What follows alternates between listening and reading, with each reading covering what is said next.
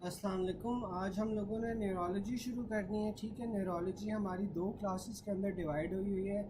आधी हम आज करेंगे और बाकी हम कल करेंगे। ठीक है, अब इसमें हमारे पास पहला पॉइंट आ जाता है baby born on 4th day, most common cause of meningitis, तो वो इकोलाई है। ठीक है, अब जो न्यूबॉर्न बेबीज़ होते हैं ना, बिटवीन 0 to 6 मंथ्स, उनके अंदर जो ऑर्गेनिज्म सबसे कॉमनली मेनिंजाइटिस करवा रहे होते हैं वो हमारे पास होते हैं ग्रुप बी स्ट्रेप्टोकोकाई और इकोलाई। ठीक है, 0 से 6 मंथ्स के अंदर हमारे पास ग्रुप बी स्ट्रेप्टोकोका और इकोलाई होते हैं। Children between 6 months to 6 years, इसमें हमारे पास जो सा होता है स्ट्रेप्टोकोकस निमोनिया होता है, फिर हमारे पास नेसेरिया मेनिंजाइटिस होता है और एच इन्फ्लुएंजा होता है जो 6 मंथ से 6 ईयर्स तक करवा रहा होता है मेनिंजाइटिस। फिर 6 ईयर से 60 ईयर्स तक हमारे पास स्टैफ निमोनिया होता है और नेसेरिया मेनिंजाइटिस होता है। फिर आपके पास टीन्स के अंदर वो पूछ ले तो टीन्स के अंदर हमारे पास नेसेरिया ही होता है जो कॉमनली मेनिंजाइटिस करवा रहा होता है। और HIV पेशेंट्स के अंदर क्योंकि वो इम्यूनो कॉम्प्रोमाइज होते हैं तो हमारे पास क्रिप्टोकोकस स्पोडियम होता है जो मेनिंजाइटिस करवा रहा होता है। अगर वो पूछ ले कि मेनिंजाइटिस आफ्टर लंग एब्सेस, तो फिर हमारे पास स्टाफ ऑरियस आ जाएगा। और अगर मेनिंजाइटिस के साथ साथ वो रैश भी मेंशन कर दे तो हमारे पास फिर नेसेरिया आ जाता है। ठीक है, तो आई एम होपिंग कि आप लोगों को ये सारे ऑर्गेनिजम्स याद होंगे। तो फिर हम आगे चलते हैं। ठीक है, कि 25 years female presents with fever, neck stiffness and maculopapular rash. तो यहाँ पे उसने रैश का मेंशन कर दिया है तो ये हमारे पास नेसेरिया होगा। ड्रग ऑफ चॉइस कौन सा होता है बैक्टीरियल मेनिंजाइटिस के अंदर? हमारे पास सेफ्ट्राइक्सोन होता है। Most common cause of septic meningitis तो स्ट्रेप्टोकोकस होगा। 6 मंथ से लेकर 2 ईयर्स तक आपके पास जो मेनिंजाइटिस करवा रहा होता है सबसे कॉमन वो हमारे पास क्या होता है? स्ट्रेप्टोकोकस निमोनिया होता है। फिर हमारे पास इम्यूनो कॉम्प्रोमाइज पेशेंट के अंदर जो मेनिंजाइटिस का पूछ ले तो वो हमारे पास क्रिप्टोस्पोडियम होता है। अगर वो मेनिंजाइटिस HIV पेशेंट्स में तो वही क्रिप्टोकोकस नियोफॉर्मेंस हो गया। फिर आपके पास 25 ईयर्स पेशेंट विद मेनिंजाइटिस और रैश, तो ये हमारे पास नाइसेरिया आ जाएगा। A lady with history of mild sore throat, infection died, autopsy reveals bilateral adrenal enlargement and cortical haemorrhages, तो ये हमारे पास नाइसेरिया मेनिंजाइटिस है। ये मुझे कोई बता सकता है कि किस चीज़ का सिनेरियो है? फिर आपके पास आ जाता है a 30-year-old male presented with meningitis with low glucose, increased polymorph cells and positive meningeal signs. तो ड्रग ऑफ चॉइस आपके पास यहाँ पे पेनिसिलिन जी आ रही है। अगर हमारे पास सेफ्ट्राइक्सोन होगी तो सेफ्ट्राइक्सोन को हमने प्रेफर करना है। ठीक है, फिर आपके पास आ जाता है in which of the following fungi cause meningitis, तो वो आपके पास क्रिप्टोकोकस आ जाता है। ठीक है,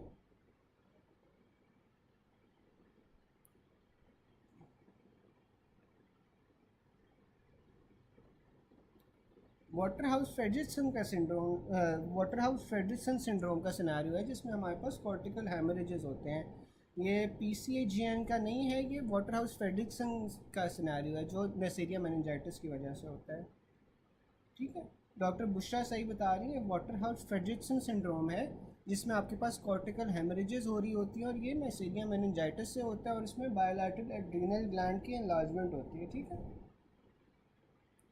फिर हमारे पास आ जाता है कि a 38-year-old HIV positive patient is complaining of headache. On examination, neck stiffness is positive. Fungal meningitis is suspected. Which of the following is thought to be the number one cause in HIV/AIDS patient? तो आपके पास वो Cryptococcus neoformans आ जाता है। Which of the following antifungal agents is used in the treatment of Cryptococcus? तो आपके पास वो एम्फोटेरेसिन बी होती है। ठीक है, एंटी एम्फोटेरेसिन बी जो सी होती है वो एंटी फंगल एजेंट होती है। क्रिप्टोकोकस नियोफॉर्मेंस जो HIV के बाद आपके पास मेनिंजाइटिस करवा रहा होता है उसके अंदर यूज़ होती है। A patient presents with headache, fever, vomiting, was diagnosed of meningitis. CSF में आपको क्रिप्टोकोकस नज़र आ गया तो आपने एम्फोटेरेसिन बी दे देनी है। अच्छा, colour of CSF in TB क्या होता है? ओपेलेसेंट होता है TB के अंदर CSF का colour.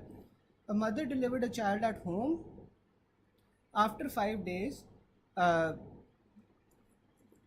baby presented in hospital with neck stiffness and fever. Cause of meningitis क्या है आपके पास? क्रिप्टोकोकस एगलैक्टेशिया या ग्रुप बी स्ट्रेप्टोकोकस, ठीक है। अच्छा, अब मुझे ये कोई बता सकता है ये जो ग्रुप बी स्ट्रेप्टोकोकस है इससे और क्या चीज़ें हो सकती हैं? एक तो उसने बता दिया कि मेनिंजाइटिस होगा बच्चे में, और क्या क्या चीज़ें हो सकती हैं इससे?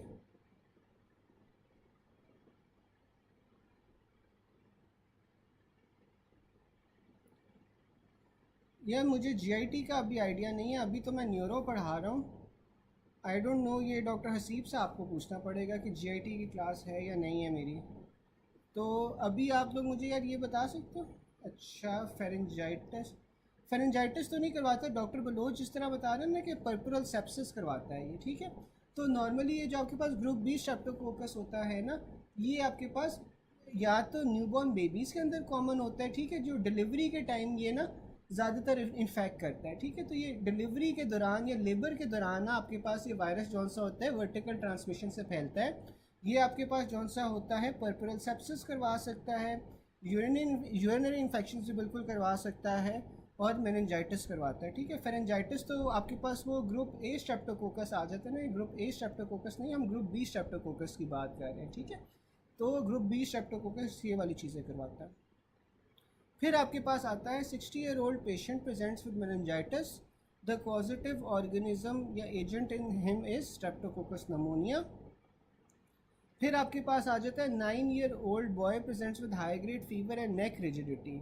ग्राम स्टेनिंग में आपको कोकाए मिल रहे हैं कल्चर के अंदर, तो ये आपके पास किस चीज़ का सिनेरियो है? नेसेरिया मेनिंजाइटिस का, ठीक है। यहाँ तक किसी को कोई बात ना समझ आई हो? यहाँ तक यार किसी को कोई बात ना समझ आई हो?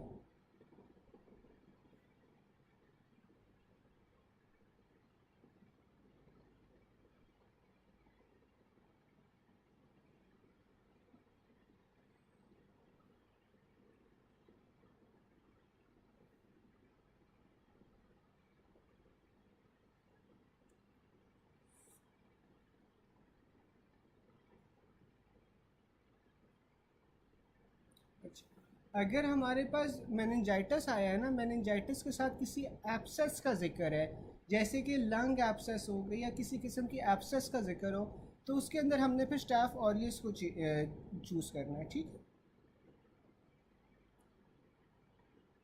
अच्छा, फिर हमारे पास आ जाता है patient in semi comatose condition, CSF में आपको ग्लूकोज मिला है 20 mg, प्रोटीन 1500 mg मिला है, तो डायग्नोसिस क्या है? Bacterial meningitis. अब हम ना देख लेते हैं कि किस किस तरह के मेनिंजाइटिस में आपके पास जो सा है कौन सी सेल टाइप्स प्रिडोमिनेंट होगी और ग्लूकोज और प्रोटीन्स के साथ क्या क्या हो रहा होता है, ठीक है। तो अब जो आपके पास ये सेल टाइप्स की नॉर्मल वैल्यूज़ होती है ना, वो क्या होती हैं? जो आपके पास WBCs होते हैं ना, वो आपके पास नॉर्मली 0 to 5 सेल्स पर माइक्रोलीटर आपके पास होते हैं, ठीक है। जो प्रोटीन्स है वो 20 to 40 mg पर डेसीलीटर होती है, जबकि ग्लूकोज जौन सा है वो 45 से 80 mg पर डेसीलीटर होगा, ठीक है। और आपको पता है कि जो CSF होता है उसके अंदर ग्लूकोज कम होता है एज़ कम्पेयर टू ब्लड, ठीक है। तो उसने यही बताया हुआ है कि जो आपके पास ग्लूकोज है ना वो less than 2/3 of blood glucose होता है जो CSF के अंदर होता है, ठीक है। अब आप ये देखो कि अगर आपके पास बैक्टीरियल मेनिंजाइटिस होगा, तो बैक्टीरिया के लिए हमने पढ़ा था कि कौन से सेल्स होते हैं जो प्रीडोमिनेंट करते हैं एक्यूट बैक्टीरियल इन्फेक्शंस में? हमारे पास वो न्यूट्रोफिल्स होते हैं, ठीक है। तो यही लिखा हुआ है कि जो बैक्टीरियल मेनिंजाइटिस है उसमें आपके पास न्यूट्रोफिल्स जो से है ना वो इंक्रीज़ हो जाएंगे। प्रोटीन्स को क्या होगा? प्रोटीन्स भी आपके पास इंक्रीज़ हो जाएंगी, क्योंकि बैक्टीरिया के अंदर चंद ऐसी प्रोटीन्स होती हैं जो खुद भी पाई जाती हैं, ठीक है। तो एक तो आपके पास वो जो ऑलरेडी CSF की प्रोटीन्स होंगी वो, और ग्लूकोज वो जो बैक्टीरिया होगा उसकी अपनी प्रोटीन्स मिला के जो प्रोटीन लेवल है ना वो आपका इंक्रीज़ हो जाएगा, जबकि ग्लूकोज जौन सा है ना वो कम हो जाएगा, क्योंकि बैक्टीरिया इटसेल्फ भी जौन सा होता है वो ग्लूकोज को यूटिलाइज कर रहा होता है, इसलिए आपके पास जो ग्लूकोज है वो कम हो जाएगा। फंगल या टीबी जो आपके पास वाला मेनिंजाइटिस होता है उसमें क्या होता है? अब फंगल या टीबी मेनिंजाइटिस के अंदर ना आपके पास लिम्फोसाइट्स बढ़ जाएंगे, ठीक है। उसमें हमारे पास लिम्फोसाइट्स बढ़ जाते हैं, उसमें भी आपके पास जो प्रोटीन कंटेंट होता है वो बढ़ रहा है, लेकिन ग्लूकोज अगेन कम हो रहे हैं, क्योंकि ये जो ऑर्गेनिजम्स हैं इन्होंने खुद भी बैक्टीरिया वो ग्लूकोज को यूटिलाइज करना है, ठीक है। तो इस वजह से इसमें ग्लूकोज कम हो जाएगा। फिर हमारे पास वायरल मेनिंजाइटिस आ जाता है, जो वायरल मेनिंजाइटिस है उसमें क्या होता है, उसमें भी आपके पास लिम्फोसाइट्स इंक्रीज होते हैं और उसमें जो प्रोटीन्स हैं, प्रोटीन्स नॉर्मल रहती हैं अमूमन, क्योंकि वायरसेस आपको पता है कि आउटसाइड द योर बॉडी उनका कोई अपना जौन सा होता है वो स्ट्रक्चर नहीं होता। जब वो बॉडी के अंदर आते हैं तो वो आपके पास होस्ट की मशीनरी इस्तेमाल करके डिवाइड कर रहे होते हैं, तो उनके अंदर एज सच कोई प्रोटीन्स नहीं होती। तो इसलिए या तो प्रोटीन लेवल जौन सा है वो नॉर्मल रहेगा या बिल्कुल थोड़ा सा इंक्रीज़ होगा, और ना ही वो जौन सा है एज सच कोई ग्लूकोज को यूटिलाइज करते हैं। तो जो ग्लूकोज लेवल्स हैं वो भी आपके पास नॉर्मल रहेंगे या up to 80% of the plasma glucose हो सकते हैं, ठीक है। अब इसमें भी आपके पास कुछ वायरसेस होते हैं जिसमें आपको लो ग्लूकोज लेवल मिलता है। वो वायरसेस कौन से होते हैं, वो आपके पास मम्प्स होता है और हर्पीज एन्सेफेलाइटिस होता है, ठीक है। ये आप लोगों ने याद रखना है क्योंकि ये एक्सेप्शंस हैं, तो ये एक्सेप्शंस को ना सीपीएसपी दोबारा टेस्ट करता है। तो हमारे पास मम्प्स और जो हर्पीज एन्सेफेलाइटिस है ना, इसके अंदर हमारे पास ग्लूकोज के लेवल्स कम हो जाएंगे।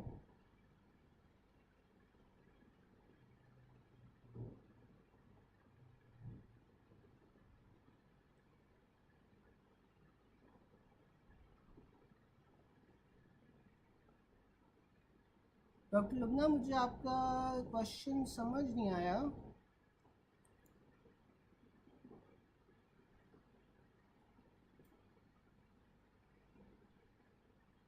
डॉक्टर लुबना, मुझे आपका ऐसा क्वेश्चन समझ नहीं आया।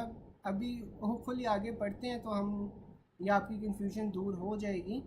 मैं अभी तक ये बताया है कि जो बैक्टीरिया है, बैक्टीरिया के अंदर न्यूट्रोफिल ज़्यादा हो रहे हैं, फंगस, टीबी और वायरसेस में आपके पास लिम्फोसाइट ज़्यादा हो रहे हैं। वायरसेस के अंदर आपके पास प्रोटीन,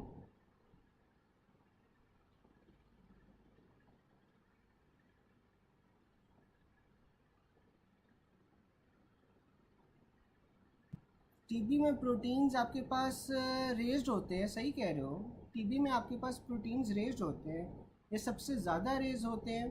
ये तो आपके पास ना जो प्रोटीन्स रेज होने वाली बात है, that depends on the amount of the TB load, के आपके पास कितना जौन सा है वो टीबी इन्फेक्ट हुआ हुआ है, या कितना बैक्टीरिया इन्फेक्ट हुआ हुआ है, या कितना फंगस इन्फेक्ट हुआ हुआ है। तो वो उसका ना जो ऑर्गेनिज्म की कॉन्सेंट्रेशन है वो उस पर डिपेंड करता है more than the type of organism, ठीक है। तो हाँ, टीबी के अंदर आपके पास प्रोटीन ज़्यादा होते हैं, लेकिन वो टीबी की क्वांटिटी पर डिपेंड करता है कि कितने आपको टीबी हुआ हुआ है, तो उसमें आपके पास प्रोटीन उस हिसाब से रेज होंगे। A young patient presents with headache, neck stiffness and fever.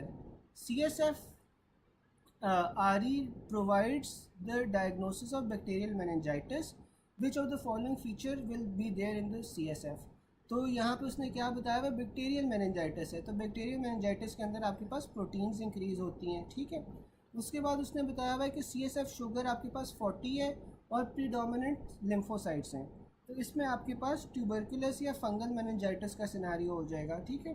Picture of meningitis, low grade fever with CSF proteins 45, glucose 80, serum glucose आपके पास 110 है। तो ये देखो कि आपके पास जो ग्लूकोज है वो अप्रॉक्सीमेटली उतना ही रह रहा है जितना CSF के अंदर होना चाहिए, या बिल्कुल थोड़ा सा कम हो रहा है। जो CSF प्रोटीन्स हैं, प्रोटीन्स आपके पास वो भी ज़्यादा हुई हुई है, लेकिन इतनी ज़्यादा नहीं हुई है, ठीक है। नॉर्मल आपके पास 20 से 40 थी, वो 45 हुई हुई हैं, और साथ में उसने लो ग्रेड फीवर बता दिया है, तो ये आपके पास फिर वायरल मेनिंजाइटिस होगा। अच्छा, डॉक्टर अल्फ़ा ने बता दिया है कि टीबी में आपके पास 250 टाइम्स ज़्यादा होता है, बैक्टीरियल के अंदर आपके पास 200 होता है, वायरल के अंदर अप टू 150 होता है। तो बिल्कुल टीबी के अंदर जौन सा है ना वो सबसे ज़्यादा रेज हो रहा है, ठीक है। तो टीबी के अंदर आपके पास ज़्यादा रेज हो रहा है। फिर आपके पास आ जाता है picture of meningitis, low grade fever, CSF proteins आपके पास 45 है, ग्लूकोज 80 है, वायरल मेनिंजाइटिस था।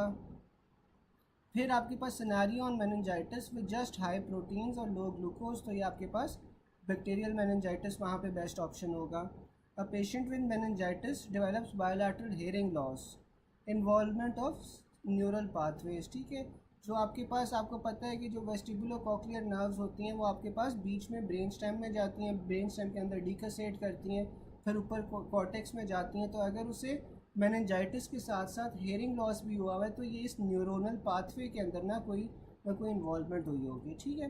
फिर आपके पास आ जाता है young mail is admitted with history of fever and unconsciousness, CBC shows WBC is 400, 75% lymphocytes है, 20% न्यूट्रोफिल्स है, टर्बिड अपीयरेंस है, प्रोटीन्स आपके पास 2.1 ग्राम है, ग्लूकोज 50 है। तो ये आपके पास टीबी मेनिंजाइटिस होगा, क्योंकि इसमें लिम्फोसाइट्स जौन से होते हैं वो प्रीडोमिनेट कर रहे हैं, साथ में उसने टर्बिड अपीयरेंस भी दी हुई है। तो पेलेसेंट या टर्बिड अपीयरेंस आपके पास टीबी के अंदर होती है, ठीक है। प्रोटीन्स आपके पास रेज्ड हैं, ग्लूकोज कम है, तो ये टीबी मेनिंजाइटिस है। A person has high grade fever, neck rigidity, LP के अंदर आपको ग्लूकोज 40 मिला है, प्रोटीन 400 मिली है, प्रोमिनेंट सेल्स जो से आपके पास लिम्फोसाइट्स हैं, तो ये आपके पास टीबी मेनिंजाइटिस है, ठीक है। फिर आपके पास आ जाता है 30-year-old man male who has been treated for meningitis 1 month back, has complaint of morning headache, on examination there is bilateral papilloedema, ठीक है। तो बायोलैटरल पेपल एडीमा आपके पास कब होता है? हाइड्रोसेफलस में होता है। मेनिंजाइटिस में आपके पास क्या होता है कि आपके पास लिम्फोसाइट जौन से इसमें देखो सॉरी, जो मेनिंजाइटिस होता है, मेनिंजाइटिस में आपके पास क्या होता है? मेनिंजाइटिस के अंदर आपके पास ना जो CSF की प्रोडक्शन है और उसका जो ड्रेनेज है उसके अंदर इम्बैलेंस होना शुरू हो जाता है। उसमें जब आपके पास इम्बैलेंस होना शुरू हो जाएगा तो आपके पास वो हाइड्रोसेफलस होगा। हाइड्रोसेफलस में आपको बायोलैटरल पेपल एडीमा मिलता है, मॉर्निंग हेडेक मिलती है, ठीक है। फिर आपके पास होता है LP done of a comatose patient has fever and neck rigidity, CSF के अंदर आपको लिम्फोसाइट्स मिले हैं, while protein and glucose normal, तो ये वायरल मेनिंजाइटिस है, ठीक है। अच्छा, यहाँ तक यार मेनिंजाइटिस में किसी को कोई क्वेश्चन हो तो फिर हम आगे चलते हैं।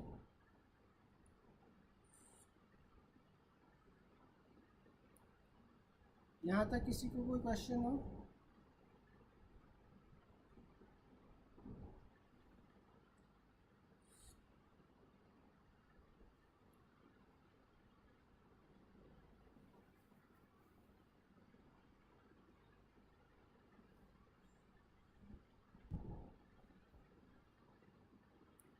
अच्छा, चले।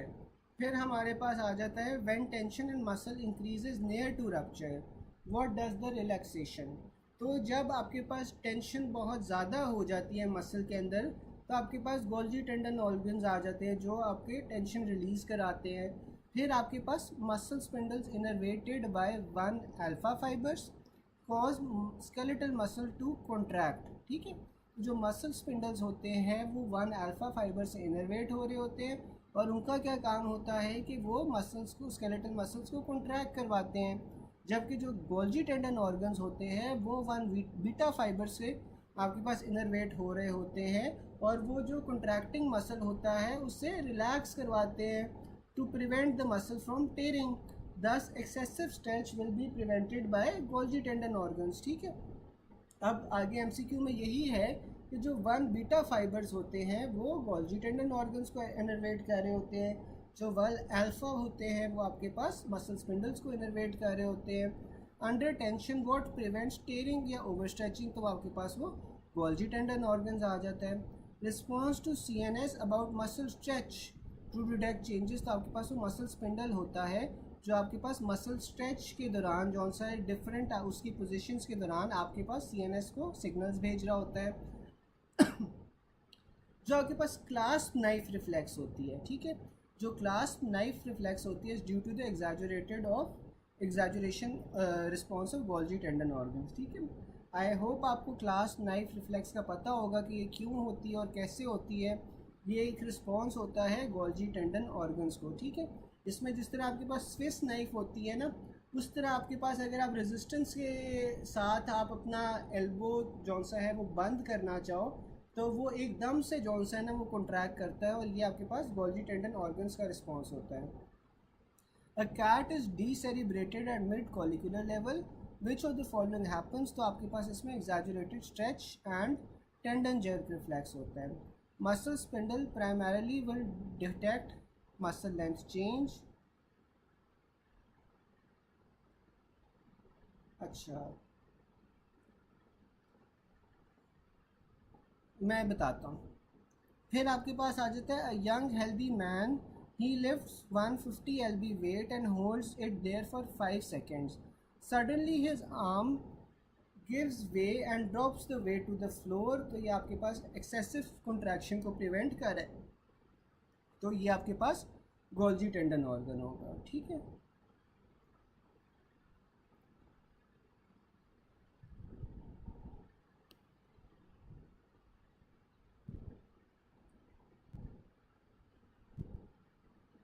यहाँ तक किसी को कोई क्वेश्चन हो?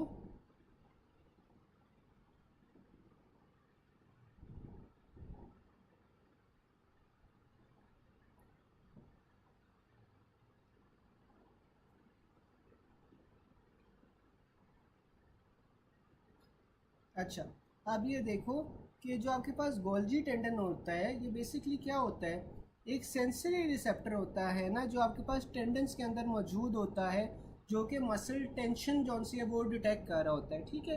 अब होता क्या है, जो क्लास नाइफ रिफ्लेक्स के अंदर ना आपके पास क्या होता है कि resistance to a stretching muscle initially increases. ठीक है. जब आप मसल स्ट्रेच कर रहे होते हो, उससे आप रेजिस्टेंस दे रहे होते हो, तो वो इनिशियली जौन सा है ना वो इंक्रीज़ करता है, लेकिन सडनली जौन सा ना वो जो रेजिस्टेंस होती है वो आपके पास जो रेजिस्ट कर रहा होता है वो कम हो जाती है. तो आपके पास जो हाथ है वो एकदम से बंद हो जाता है, resembling that of a class knife. ठीक है. आप लोगों ने वो स्विस नाइफ देखी होगी कि वो किस तरह एकदम से जौन सी वो बंद होती है, तो उससे ना ये रिफ्लेक्स जौन सा वो मिमिक कर रहा होता है, तो इसलिए इसे क्लास नाइफ रिफ्लेक्स कहते हैं. ठीक है. तो डॉक्टर बलोच इस तरह है कि अगर आपको अभी भी नहीं समझ आ रही ना, तो इसमें आप यूट्यूब पे वीडियोस देखना कि क्लास नाइफ रिफ्लेक्स होता क्या है, तब जाके आपको समझ आएगी कि पहले जौन सा है ना वो आपके पास इनिशियल रेजिस्टेंस आ रही होती है, और फिर एकदम से ना वो रेजिस्टेंस को ओवरकम कर लेता है. तो ये आपके पास जौन सा ना गोल्जी टेंडन ऑर्गन्स की वजह से फिर हो रहा होता है. ठीक है. फिर आपके पास आ जाता है flexor tendon reflex is mediated by nuclear bag. तो जो आपके पास फ्लेक्सर टेंडन रिफ्लेक्स है ना वो न्यूक्लियर बैग से आपके पास मीडिएट हो रहा है. Flexor reflex occurs due to noxious stimulus. तो जो नॉक्शियस स्टिमुलस होता है ना वो आपके पास क्या होता है कि जब आपके पास बॉडी को लगे कि you are endangered by something, या बहुत किसी कोई एक्सेसिव स्टिमुलस आ जाए किसी भी चीज़ का, तो उससे हम नॉक्शियस स्टिमुलस कहते हैं. ठीक है. और नॉक्शियस स्टिमुलस में आपके पास फ्लेक्सर रिफ्लेक्स या विड्रॉल रिफ्लेक्स जो सा होता है ना वो प्रोड्यूस हो रहा होता है. फिर आपके पास आ जाता है tendon struck with hammer, what happens. तो आपके पास जो न्यूक्लियर बैग फाइबर्स हैं ना, जो आपके पास at the end of muscle spindle होते हैं, वो एक्साइट हो रहे होते हैं. Muscle shortening in response to stretch is predominantly flexors. A young medical student already holding 3 books wants to pick up the 4th book. Upon holding the 4th book, she drops all the books. तो ये आपके पास inverse stretch reflex है. During voluntary muscle contraction, both alpha and gamma motor neurons in descending pathways are excited. Stretch muscles will cause contraction of muscle which is stretched. Muscle shortening in response to stretch is predominantly flexors. ठीक है. अब जो flexors होते हैं वो क्या करवा रहे होते हैं, मसल्स को कॉन्ट्रैक्ट करवा रहे होते हैं. तो जब मसल कॉन्ट्रैक्ट करते हैं तो उनकी लेंथ शॉर्टन हो जाती है इन रिस्पॉन्स टू स्ट्रेच. ठीक है. यहाँ तक किसी को कोई चीज़ ना समझ आ रही हो?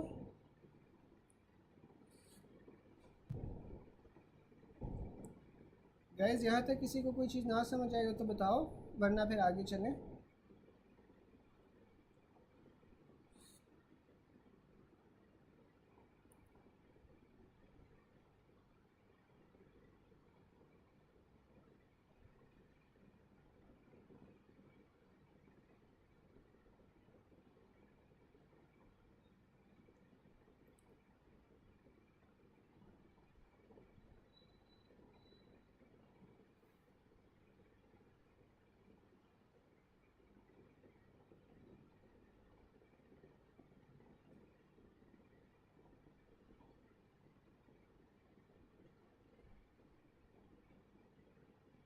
अच्छा, जो आपके पास फ्लेक्सर टेंडन रिफ्लेक्स होता है ना, इसे हम फ्लेक्सर विड्रॉल रिफ्लेक्स भी कहते हैं. ठीक है. ये बेसिकली आपके पास एक प्रोटेक्टिव रिफ्लेक्स होता है. जब भी आपके पास कोई पेनफुल या नॉक्शियस स्टिमुलस आता है ना, तो इसके अंदर ये एक्टिवेट होता है. जैसे आपके पास आपने एक हॉट ऑब्जेक्ट को टच किया है. ठीक है. तो वहाँ से आपके पास क्या हो रहा है, जो सेंसरी न्यूरॉन्स हैं वो आपके पास स्पाइनल कॉर्ड को सिग्नल्स भेजते हैं, और जो स्पाइनल कॉर्ड है वहाँ से आपके पास मोटर न्यूरॉन्स जौन सा है ना वो एक्टिवेट हो जाते हैं। और मोटर न्यूरॉन्स ने क्या करना है कि फ्लेक्सर मसल्स को कॉन्ट्रैक्ट करवाना है, ताकि जो आपके पास लिम्ब है वो अवे फ्रॉम द स्टिमुलस चला जाए, ठीक है। तो इस वजह से उसमें फिर आपके पास फ्लेक्शन हो रही होती है, कॉन्ट्रैक्शन हो रही होती है मसल्स की, ठीक है। डॉक्टर अमील समझ आ गई ये वाली बात?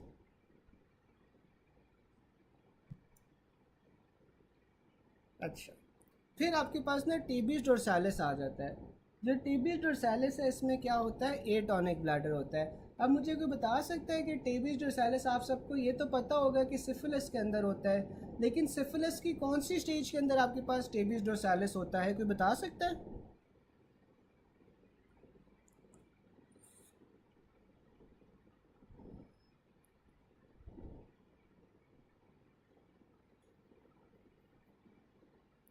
टर्शरी सिफिलिस में, बिल्कुल डॉक्टर सादिया सही बता रही हैं, ये आपके पास टर्शरी सिफिलिस में होता है, ठीक है। टर्शरी सिफिलिस में जो आपके पास ये होता है ना, क्या नाम है, क्या कहते हैं उससे, जो माइलिनेशन होती है, माइलिनेशन में मसला होना शुरू हो जाता है, ठीक है। जो न्यूरॉन्स होते हैं उनकी माइलिनेशन में मसला होना शुरू हो जाता है। तो तो आपके पास ये जो माइलिनेशन में मसला होना शुरू हो जाएगा ना टर्शरी सिफिलिस के अंदर, तो तब आपके पास टेबिस डोर्सालिस होता है। इसमें ब्लैडर की टोन जौन सी है ना वो लूज़ हो जाती है, इस वजह से एटॉनिक ब्लैडर हो जाता है, ठीक है।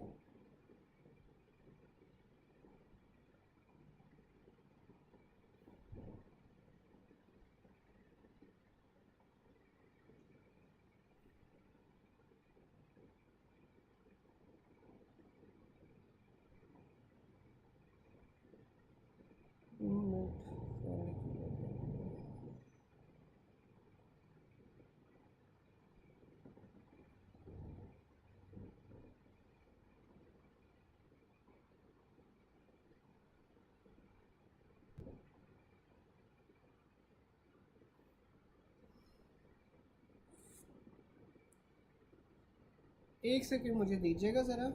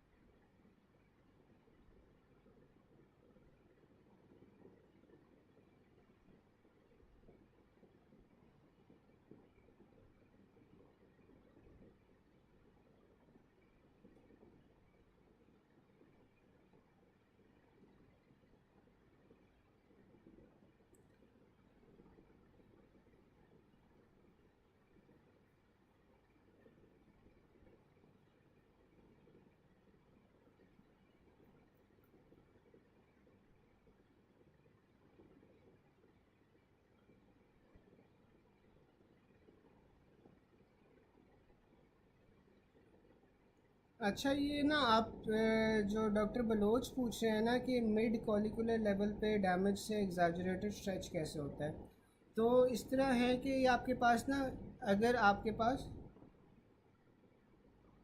अच्छा आपके पास अगर जो है ना मिड कॉलिकुलर लेवल आपके पास जौन सा होता है ये मिड ब्रेन के लेवल पे होता है, ठीक है।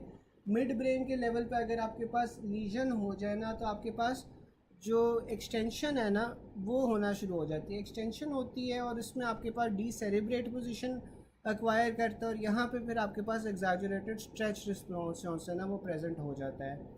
और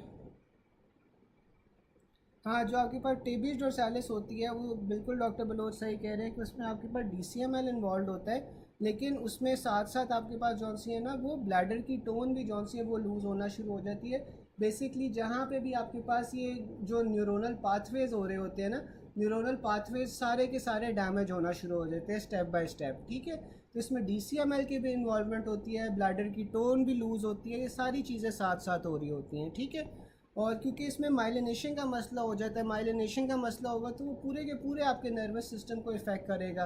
अब ब्लैडर में भी आपको पता है कि सिंपैथेटिक और पैरासिम्पैथेटिक जौन सी होती है इनर्वेशन हो रही होती है, और ब्लैडर मेनली जौन सा होता है वो पैरासिम्पैथेटिक कंट्रोल के अंदर आ रहा होता है। तो देखो अगर उससे जो उसके पास जो नर्व्स आ रही हैं वो अगर माइलिनेट ही नहीं हो पाई तो उसके अंदर एटोनी हो जाएगी, यानी कि वो टोन लूज़ कर जाएगा। ठीक है, ठीक है। तो इसमें not only your bladder tone is affected, बाकी बाकी भी जौन सा है ना आपके पास सारी चीज़ें जौन सी है वो इफ़ेक्ट हो रही हैं। फिर आपके पास आ जाता है न्यूरोजेनिक ब्लैडर। अब जो न्यूरोजेनिक ब्लैडर होता है ना that is a combined term for spastic and atonic bladder. ठीक है, अब न्यूरोजेनिक ब्लैडर के अंदर आपके पास स्पैस्टिक और एटॉनिक ब्लैडर दोनों आ रहा होता है। अब lesion above the sacral segment. अब आपको पता है कि जो क्रेनियो सैक्रल रीजन्स होते हैं वो जिस चीज़ को कंट्रोल कर रहे होते हैं, कोई बता सकता है? क्रेनियो सैक्रल रीजन सिंपैथेटिक को कंट्रोल कर रहे होते हैं, पैरासिम्पैथेटिक को कंट्रोल कर रहे होते हैं? पैरासिम्पैथेटिक को कंट्रोल कर रहे होते हैं ना। तो अब ये देखो lesion above the sacral segment, above the sacral segment क्या होगी डॉक्टर बलोच? जो क्रेनियो सैक्रल होते हैं वो पैरासिम्पैथेटिक को कर रहे होते हैं, सिंपैथेटिक को नहीं कर रहे होते। सिंपैथेटिक को तो थोरैकोलंबर रीजन कंट्रोल कर रहा होता है। नहीं नहीं, देखो ना, जो थोरैकोलंबर होता है वो सिंपैथेटिक होता है, जो क्रेनियो सैक्रल होता है वो पैरासिम्पैथेटिक होता है ना डॉक्टर सादिया, डॉक्टर बलोच? सही है ना? थोरैकोलंबर इस, हाँ, थोरैकोलंबर जौन सा होता है वो आपके पास क्या होता है, सिंपैथेटिक होता है। क्रेनियो सैक्रल जौन सा है वो पैरासिम्पैथेटिक होता है। ठीक है, तो अब आप देखो उसने बताया हुआ है lesion above the sacral segment, sacral segment के ऊपर हो रही है, यानी कि कहाँ पे फिर लीजन हो गई लंबर वाले थोरैकोलंबर रीजन में।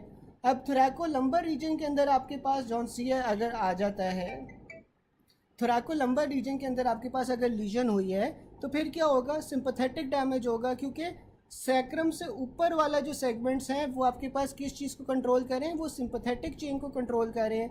अब लेट सपोज कि वो सिंपैथेटिक डैमेज हो गया है तो फिर आपके पास क्या होगा, स्पास्टिक ब्लैडर हो जाएगा। ठीक है, ब्लैडर स्पैज़म में चला जाएगा। ठीक है, और अगर आपके पास लीजन बिलो या eight the level of sacral segment हुआ है तो फिर आपके पास क्या चीज़ डैमेज होगी, पैरासिम्पैथेटिक डैमेज होगी। और पैरासिम्पैथेटिक डैमेज से आपके पास क्या होगा, ऑटोनोमस ब्लैडर हो जाएगा, यानी कि वो कंट्रोल से बाहर हो जाएगा, खुद ही जौन सा है वो कंट्रैक्ट करता रहेगा। ठीक है, injury to sacral segment of spinal cord causes autonomous bladder causing continuous dribbling. ठीक है, तो इसलिए इसमें फिर आपके पास कंटिन्यूस ड्रिबलिंग होती रहेगी। ठीक है, अच्छा, अब इसका ना मैं थोड़ा सा और समझा देता हूँ कि देखो अबव द सैक्रल सेगमेंट आपके पास सिंपैथेटिक डैमेज हुआ है।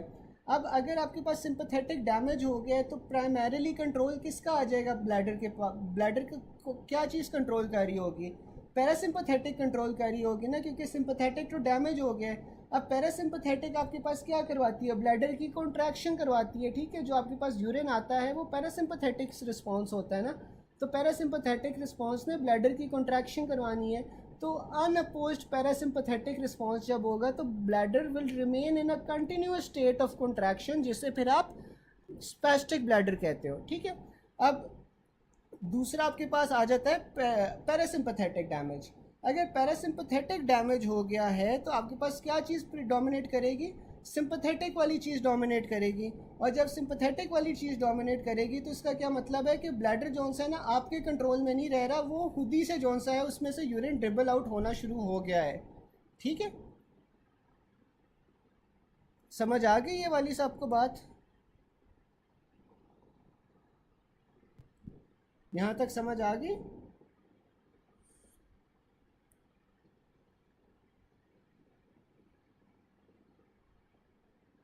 चले, फिर आपके पास आ जाता है bilateral recurrent laryngeal nerve cut.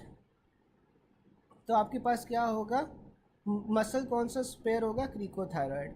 अब हम देख लेते हैं कि जो मोटर नर्व है उसमें larynx is supplied by the 10th cranial nerve. ठीक है, तो जो मोटर नर्व है larynx is supplied by the 10th cranial nerve, vagus via nucleus ambiguus laryngeal nerves are branches of the vagus nerve, इसका mnemonic है scar.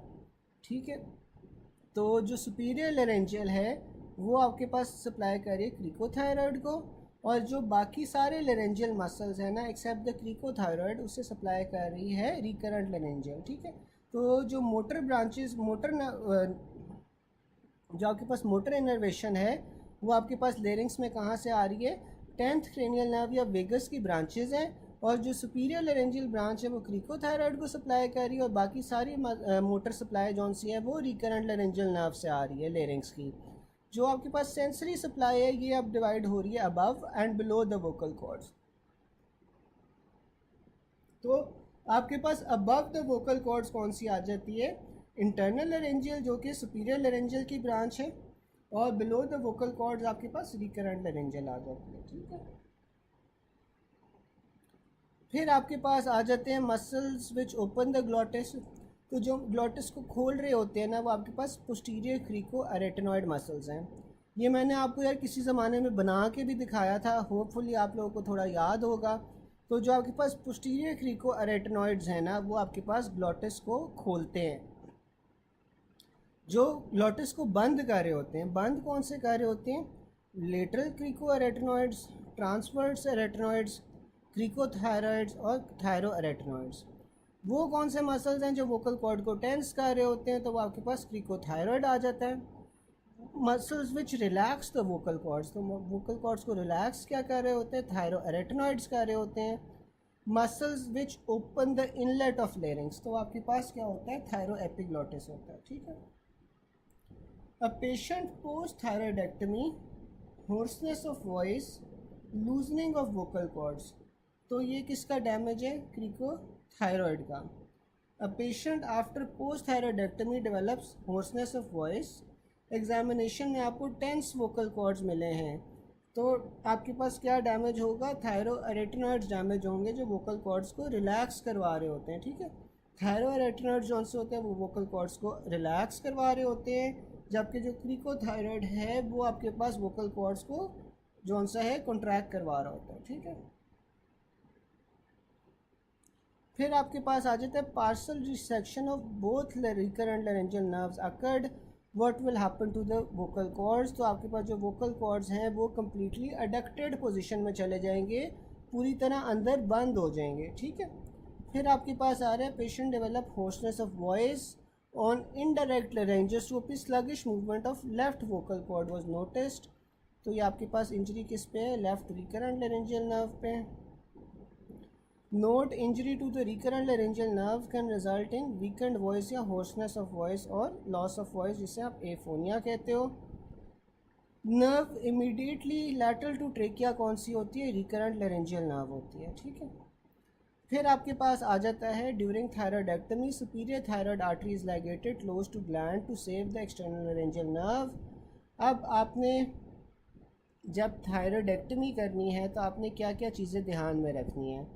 अब जो isthmus होता है ना, बेसिकली आपके पास थायराइड के 2 लोब्स होते हैं। ठीक है, अब जो इस्थमस होता है वो दोनों लोब्स को बीच में से कनेक्ट कर रहे होते हैं। इस्थमस आपके पास ऑपोजिट होता है to the second, third and fourth tracheal rings. The gland, जो थायराइड ग्लैंड है वो अगर वो पूछ ले कि किस वर्टिब्रा के अगेंस्ट लाई करता है, तो वो आपके पास C5, C6, C7 और T1 के अगेंस्ट लाई कर रहा होता है। द थायराइड ग्लैंड आपके पास इंक्लोज किससे हुआ होता है, प्री ट्रेकियल फेशिया से। ठीक है, इसी वजह से स्वॉलोइंग के अंदर आपके पास थायराइड की मूवमेंट होती है, क्योंकि वो सिर्फ प्री ट्रेकियल फेशिया से वो इंक्लोज हुआ होता है। फिर आपके पास थायराइडेक्टमी आ जाती है। Thyroid surgery of upper lobe damages the external laryngeal, lower lobe पे damages the recurrent laryngeal. Most common nerve injury आपके पास कौन सी होती है, एक्सटर्नल लेरेंजियल। फिर नर्व और आर्टरी के रिलेशंस आ जाते हैं। Superior thyroid artery is related to the external laryngeal nerve which supplies posterior cricothyroid muscle of the larynx और इंजर्ड ड्यूरिंग थायराइडेक्टमी। जो इंफीरियर थायराइड आर्टरी होती है वो आपके पास रिकरेंट लेरेंजियल नर्व के साथ रन कर रही होती है, और ये ज़्यादातर ट्रेकियोस्टमी में डैमेज होती है। ठीक है, internal laryngeal nerve passes through hyoid और थायराइड। तो जो इंटरनल लेरेंजियल नर्व है वो आपके पास हायोइड और थायराइड के दरमियान से गुजरी होती है। जो थायराइड है वो एंडोडर्म से डराइव हुआ होता है, जबकि जो आपके पास थाइमस और इन्फीरियर पैराथायराइड है वो थर्ड ब्रेकियल पाउच से, जबकि आपके पास सुपीरियर पैराथायराइड आपके पास फोर्थ ब्रेकियल पाउच से। इसमें ना उल्टा हो जाता है कि जो आपके पास पैराथायराइड ग्लैंड्स हैं वो इन्फीरियर वाले थर्ड से होते हैं और जो सुपीरियर वाले हैं वो फोर्थ ब्रेकियल पाउच से होते हैं। फिर आपके पास ड्रेनेज आ जाती है।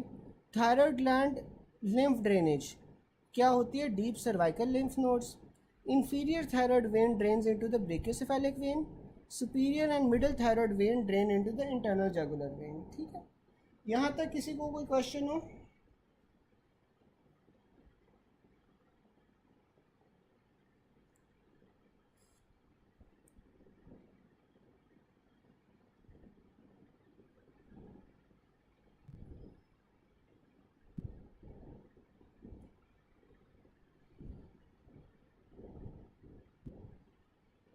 यहाँ तक कोई क्वेश्चन हो किसी को?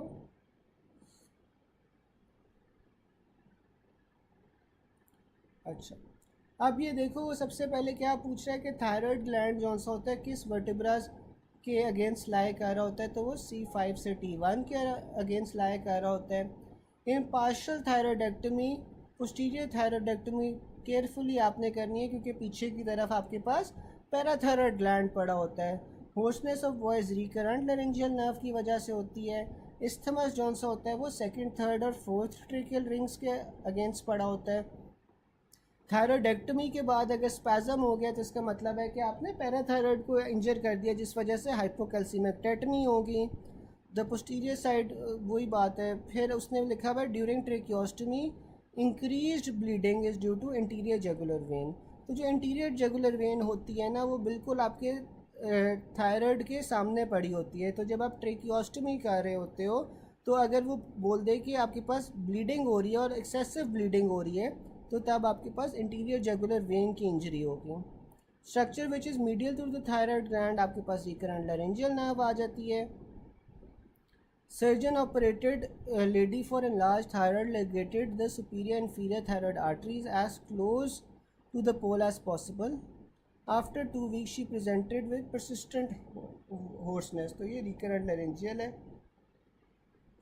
एम्ब्रियो में आप लोगों को याद होगा कि जो रिकरेंट लैरिंजियल है वो सिक्स लैरिंजियल की वो ब्रेकियल पाउच की ब्रांच थी, वो सॉरी ब्रेकियल आर्च की ब्रांच थी। और जो आपके पास सुपीरियर लैरिंजियल है वो आपके पास फोर्थ आर्च की ब्रांच थी या उसके डेरिवेटिव थे।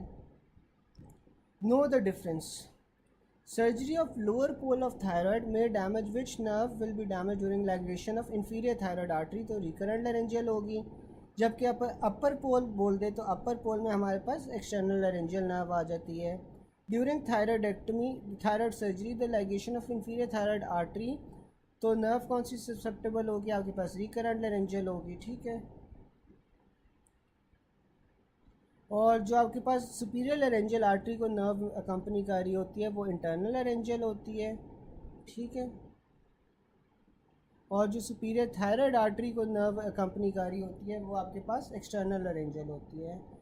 थायराइड जौन सा होता है वो प्रीट्रेकियल फेशिया के अंदर जौन सा होता है वो पड़ा होता है। Infection in the deep investing layer and pretracheal fascia will spread to the anterior mediastinum. Swelling of neck which moves with swallowing. Infection in the swelling in neck which moves with swallowing, तो infection आपके पास कहाँ पे हुई है, प्रीट्रेकियल fascia में हुई है। ठीक है, फिर आपके पास यार नी रिफ्लेक्स की रूट वैल्यू क्या होती है, L3 L4। Kick the door. Achilles reflex की आपके पास क्या होती है, S1 S2 buckle my shoe. Bicep and brachioradialis की आपके पास क्या होती है, C5 C6 pickup sticks. Tricep की C7 C8 ले देम स्ट्रेट। और क्रीमेस्टेरिक रिफ्लेक्स की आपके पास L1 L2 टेस्टिकुलर मूव। ठीक है, फिर आपके पास L4 L5 की अगर आपके पास हर्निएशन हो जाए तो फिर क्या होगा, डॉर्सी फ्लेक्शन में मसला होगा, यानी कि पाँव को ऊपर करने में मसला होगा, difficulty in heal walking. L5 S1 पे अगर कंप्रेशन हुई है या डिस्क हर्निएशन हुई है तो फिर आपको प्लांटर फ्लेक्शन में मसला होगा, डिफ़िकल्टी इन टो वॉकिंग। और S1 आपको पता है कि वो अकीलीज रिफ्लेक्स के साथ भी एसोसिएटेड होता है। ठीक है, यहाँ तक कोई क्वेश्चन हो किसी को?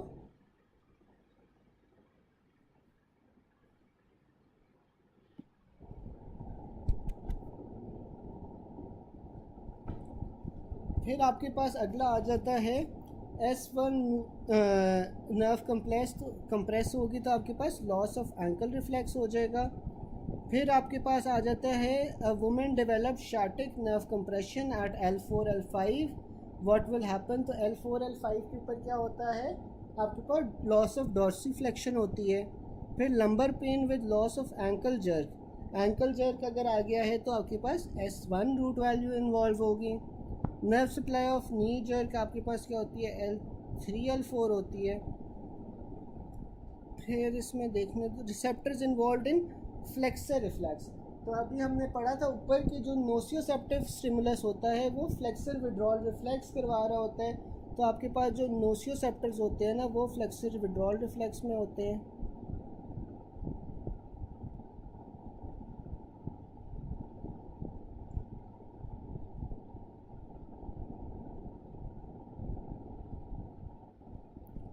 मुझे कोई बता सकता है कि कॉमन पेरोनियल नर्व की रूट वैल्यू क्या होती है, कॉमन पेरोनियल की क्या रूट वैल्यू होगी।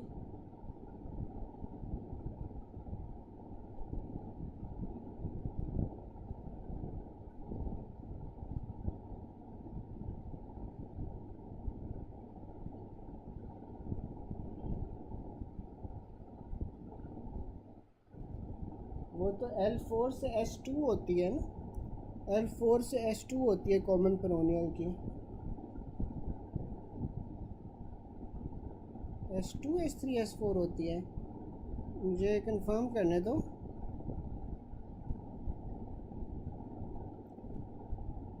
ये एक बार कंफर्म कर लो, मुझे लगता है कि L4 से S2 तक होती है, S2 S3 S4 होती है, लेकिन बहरहाल कॉमन पेरोनियल के साथ ये रिलेटेड नहीं होता। L4 से S2 ही होती है ना।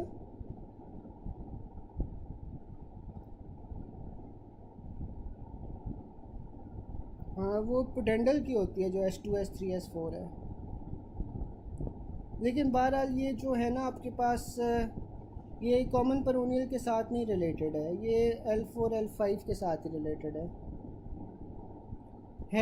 जो आपके पास रिसेप्टर्स होते हैं ना इन्वॉल्व इन फ्लेक्सर रिफ्लेक्स, वो आपके पास नोसिसेप्टर्स होते हैं, ठीक है।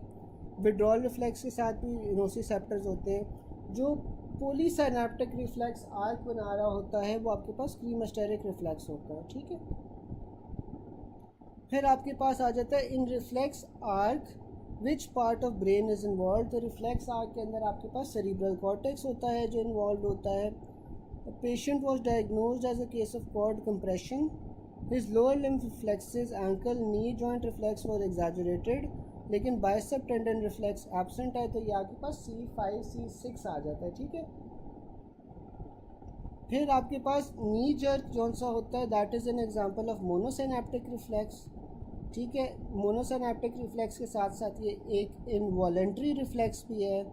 Knee jerk is an example of myotatic reflex.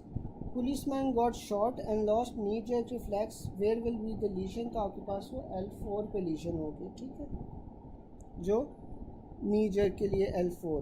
फिर आपके पास आ जाता है internal jugular plus subclavian vein joint to form the brachiocephalic vein, ठीक है। ये भी आपको पता है कि जो इंटरनल जगुलर होती है और सब क्लेवियन वेन होती है वो दोनों मिला के आपके पास ब्रेकियोसेफेलिक बना रहे होते हैं। जो रेट्रोमैंडिबुलर वेन होती है, ये मैंडिबल के पीछे बिल्कुल वेन होती है, ये किस तरह बन रही होती है, एक्सटर्नल जगुलर और पोस्टीरियर ऑरिकुलर मिला के आपके पास रेट्रोमैंडिबुलर वेन बना रहे होते हैं।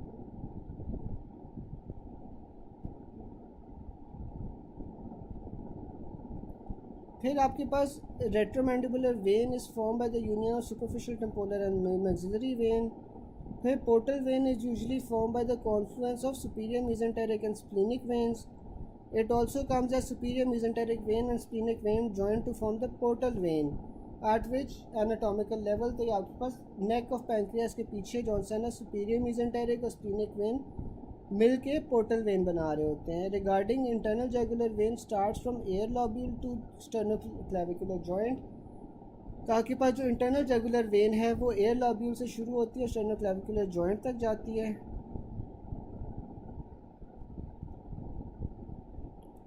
फिर आपके पास आ जाता है most immediate anterior relation to internal jugular vein after it exits the jugular foramen obstacle, तो आपके पास वो इंटरनल कैरोटिड आर्टरी होती है, ठीक है। Brachiocephalic trunk is form by the union of internal jugular and subclavian vein. Axillary vein is form by brachiocephalic vein and vena comitantes of brachial vein, ठीक है। तो जो एक्सिलरी वेन है वो आपके पास किस तरह बन रही होती है, बेसालिक वेन और वीना कॉमिटेंटीज जौन सी हैं वो मिल के आपके पास ब्रेकियल वेन बना रहे हो, सॉरी बेसालिक वेन और Veena comitantes of brachial when जौन से हैं वो आपके पास मिल के एक्सिलरी वेन बना रहे होते हैं, ठीक है।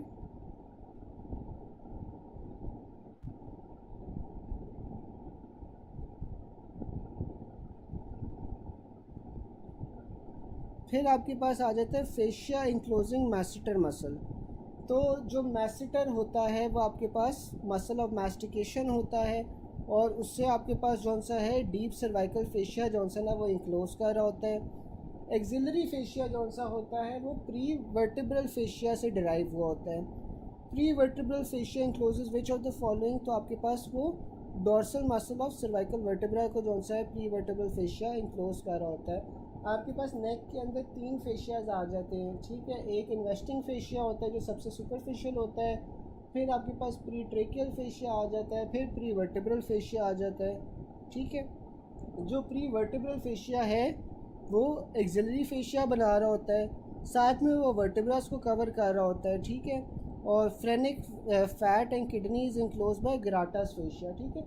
तो जो आपके पास किडनी होती है और किडनी के साथ साथ जो आपके पास उसके अराउंड फैट होता है that is covered by the Gerota's fascia, ठीक है। Trauma to one kidney without the perforation of Gerota fascia blood goes inferiorly to the pelvis, क्योंकि अब ये जो ग्राटास फेशिया होता है ना ये इन्फीरियरली डिफिशेंट होता है, तो अगर किडनी की कोई इंजरी हो गई है तो ब्लड जौन सा है वो नीचे की तरफ चला जाता है। Thyroid gland moves with swallowing because it is enclosed in pretracheal fascia. Superficial fascia of scalp is a mixture of loose alveolar and adipose tissue. फिर जो प्री वर्टिब्रल फेशिया की एब्सेस होती है वो सुपीरियर मीडियस्टाइनम में ड्रेन कर रही होती है। फिर आपके पास आ जाता है clavipectoral fascia which vein is present, तो आपके पास वो सेफेलिक वेन होती है जो क्लैविल पेक्टोरल फेशिया को पियर्स कर रही होती है।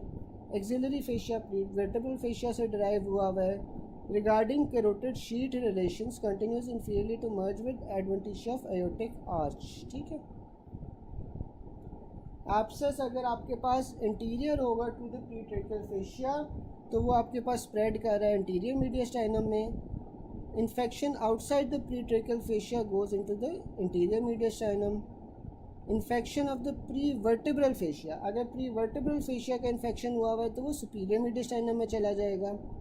जो थायराइड ग्लैंड है वो प्री ट्रेकियल फेशिया से सराउंड हुआ होता है। यहाँ तक किसी को कोई बात ना समझ आई हो तो पूछो, कोई बात ऐसी है जो अभी तक नहीं समझ आई?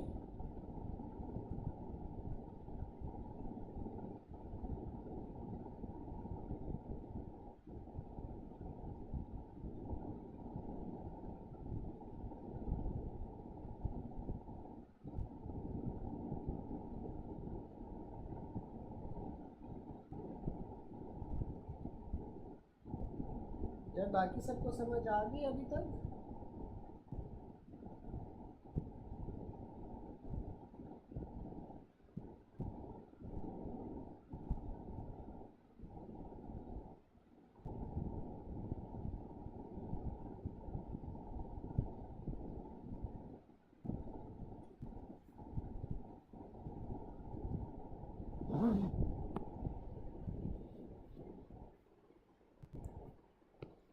अच्छा यार मैं एक एक पॉइंट नहीं एक्सप्लेन कर रहा बिकॉज इस तरह है कि वी हैव हमारे पास टाइम कम है, तो अगर आपको कहीं किसी भी पॉइंट में ना कोई चीज़ ना समझ आए तो आप लोग फिर पूछ लिया करो, मैं वो वाला पॉइंट ना फिर एक्सप्लेन कर दिया करूँगा।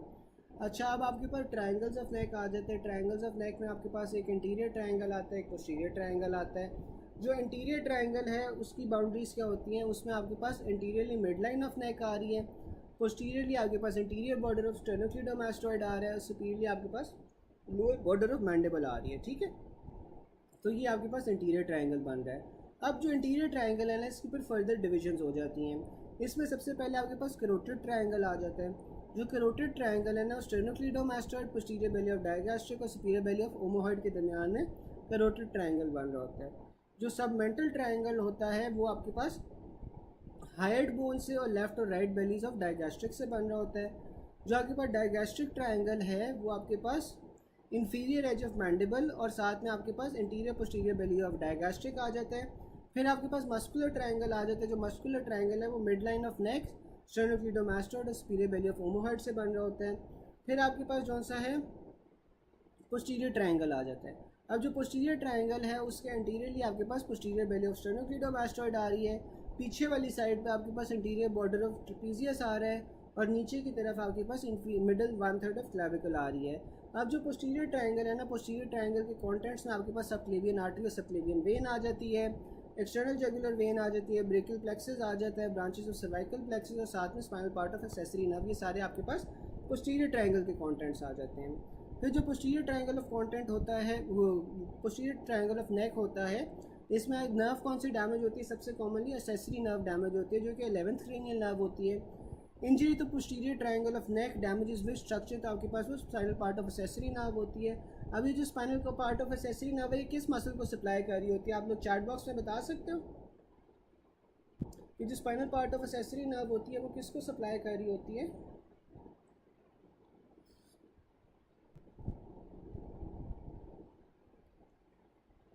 फिर आगे हमारे पास आ जाते हैं boundary of posterior triangle of neck covered by investing layer of deep cervical fascia. फिर आपके पास आ जाते हैं to regarding posterior triangle of neck, बिल्कुल ट्रेपीजियस को सप्लाई कर रही होती है, ठीक है। फिर आपके पास two regarding posterior triangle of neck क्या होता है कि जो रूफ है that is form by the investing layer of deep cervical fascia. Short neck stab wound causes paralysis in the posterior triangle, तो मसल कौन सा डैमेज हो रहा है इसमें, आपके पास ट्रेपीजियस डैमेज हो रहा है। Posterior triangle of neck is divided by inferior belly of omohyoid. अभी जो इंफीरियर बेली ऑफ ओमोहॉइड है ना वो पोस्टीरियर ट्रायंगल को फर्दर डिवाइड कर देती है, ठीक है। पोस्टीरियर ट्रायंगल के जो फर्दर डिविजन्स है उसका कोई मुझे नाम बता सकते हैं कि पोस्टीरियर ट्रायंगल में आपके पास कौन कौन सी डिविजन्स आ जाती हैं, कौन से दो ट्रायंगल्स बन रहे हैं। ऊपर वाला जो सा होता है ना उसे आप ऑसिपिटल ट्रायंगल कहते हो, नीचे वाले को आप सबक्लेवियन ट्रायंगल कहते हो, ठीक है। जो पोस्टीरियर ट्रायंगल होता है वो ओमोहॉइड की इंफीरियर बेली डिवाइड कर रही होती है into occipital and subclavian triangles, ठीक है। अब जो सब ऑसिपिटल ट्रायंगल है इसमें आपके पास आर्टरी कौन सी पास हो रही होती है, इसमें आपके पास वर्टेब्रल आर्टरी पास हो रही होती है। ट्रॉमा टू द फ्लोर और सब ऑसिपिटल ट्रायंगल आपके पास वर्टेब्रल आर्टरी को डैमेज करेगा, ठीक है। फिर आपके पास आ जाता है एक्शंस ऑफ मसल्स। तो आपके पास जो जीनोग्लॉसस होता है, जो जीनोहायोइड है, जीनोहायोइड का क्या काम है कि आपकी हायोइड बोन को ये एलिवेट करता है और मैंडिबल को ये डिप्रेस करेगा, ठीक है। जो जीनोहायोइड होगा वो हायोइड बोन को एलिवेट करेगा और मैंडिबल को डिप्रेस करेगा। जो आपके पास स्टेर्नोक्लीडोमास्टोइड होता है वो क्या करता है कि नेक की मूवमेंट करवाता है in the opposite direction against resistance, ठीक है। फिर आपके पास posterior triangle of the neck is divided into two parts by the inferior belly of omohyoid. फिर आपके पास लंबर ट्रायंगल आ जाता है। लंबर ट्रायंगल ऑफ पोटीट आपके पास जो है वो अब्डोमेन में होता है। इसमें anterior boundary of the lumbar triangle is form by the posterior border of the external oblique muscles. It also comes as lumbar triangle is interior related to the posterior part of which structure, तो आपके पास वो external oblique आ जाता है। फिर आपके पास आ जाता है muscles for demarcation of neck. तो आपके पास स्टेर्नोक्लीडोमास्टोइड का आपने प्रेफर करना है over scalene anterior. Anatomical landmark for neck muscle is, इसमें भी आपने वो स्टेर्नोक्लीडोमास्टोइड को प्रेफर करना है ओवर स्केलियन एंटीरियर। फिर आपके पास आ जाता है जो सब मैंडिबुलर ग्लैंड होता है। सब मैंडिबुलर ग्लैंड आपके पास between anterior belly of digastric और मैंडिबल के दरमियान में पड़ा होता है। Boundaries of submandibular gland between the bellies of digastric और mandible. Structure which separate superficial and deep parts of submandibular gland, तो आपके पास वो माइलोहायोइड मसल होता है जो कि आपके पास सबमैंडिबुलर ग्लैंड को सुपरफिशियल और डीप पार्ट के अंदर डिवाइड कर रहा होता है। फिर आपके पास आ जाता है newborn was incubated for resuscitation. On examination breast sounds आपके पास राइट साइड पे एब्सेंट है। What is the cause of endotracheal intubation, तो आपके पास ये शॉर्ट नेक होगा। अप्रोप्रिएट फंक्शन ऑफ स्टेर्नोक्लीडोमास्टोइड क्या होता है कि आपके पास नेक को अपोजिट साइड पे मूव करता है। Surgery in posterior triangle of neck, तो आपके पास spinal part of accessory nerve damage हो सकती है. Surgery in the posterior triangle of neck can cause damage to the spinal part of accessory nerve. Most immediate relation interior relation to internal jugular vein after it exits the jugular foramen, तो आपके पास internal carotid था. Spinal root of accessory nerve जौन सी होती है passes in the substance of the sternocleidomastoid. Person can't shrug his shoulder and has ptosis meiosis nerve involved. कौन सी होगी? एक्सेसरी नर्व होगी जो श्रगिंग ऑफ शोल्डर्स करवा रही होती है. टोसिस मायोसिस है तो इसका मतलब है कि सिंपैथेटिक चेन भी जौन सी है वो इन्वॉल्व है. फिर ओपनिंग ऑफ माउथ आपके पास किससे हो रही होती है? आपके पास लैटरल टेरिगॉइड से हो रही होती है. तो अनएबल टू ओपन माउथ, तो आपके पास लैटरल टेरिगॉइड का पैरालिसिस होगा. When you say L, you open your mouth, तो lateral टेरिगॉइड जौन से माउथ की ओपनिंग करवा रही होती है, जबकि जो मीडियल टेरिगॉइड है वो माउथ की क्लोजिंग करवा रही होती है. मैसेटर मसल जौन सा होता है वो माउथ को क्लोज कर रहा होता है. मैसेटर मसल जौन सा होता है वो माउथ को क्लोज कर रहा होता है, जबकि जो टेम्पोरालिस है वो आपके पास एलिवेट और रिट्रैक्ट करता है जॉ को. श्रगिंग ऑफ शोल्डर्स और शॉर्ट नेक. एक सेकेंड.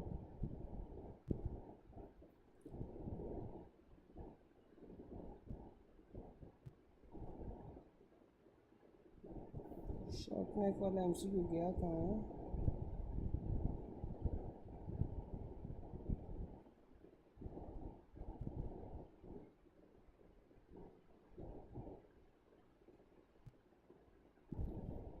यार ये तो आप लोगों को याद होनी चाहिए चीज़ें. चले मैं बता देता हूँ. जो आपके पास शॉर्ट नेक होता है ना, शॉर्ट नेक में मसला क्या होता है? शॉर्ट नेक का मतलब लिटरल मतलब यही है कि शॉर्ट नेक है बंदे की, या उसकी जो गर्दन है वो छोटी है. अब इसमें आपके पास मसला क्या होता है कि नॉर्मली आप क्या करते हो कि आप जब रिससिटेट कर रहे होते हो, रिससिटेशन में आप क्या करते हो कि आप जौन सा है वो माउथ से जौन सा है वो रिससिटेट कर रहे होते हो ना, ठीक है. लेकिन जो आपके पास पेशेंट्स होते हैं ना जिनकी शॉर्ट नेक होती है, उसके अंदर आपके पास इंट्यूबेशन जौन सी है करना माउथ से मुश्किल हो जाती है, ठीक है, क्योंकि उनकी नेक शॉर्ट है. तो इस वजह से आप जौन सा है फिर एंडोब्रेकियल इंट्यूबेशन करते हो, ठीक है. वेट अ मिनट, मैं आपको एंडोब्रेकियल इंट्यूबेशन की वो भी भेज देता हूँ, तस्वीर भी भेज देता हूँ आपके ग्रुप पे.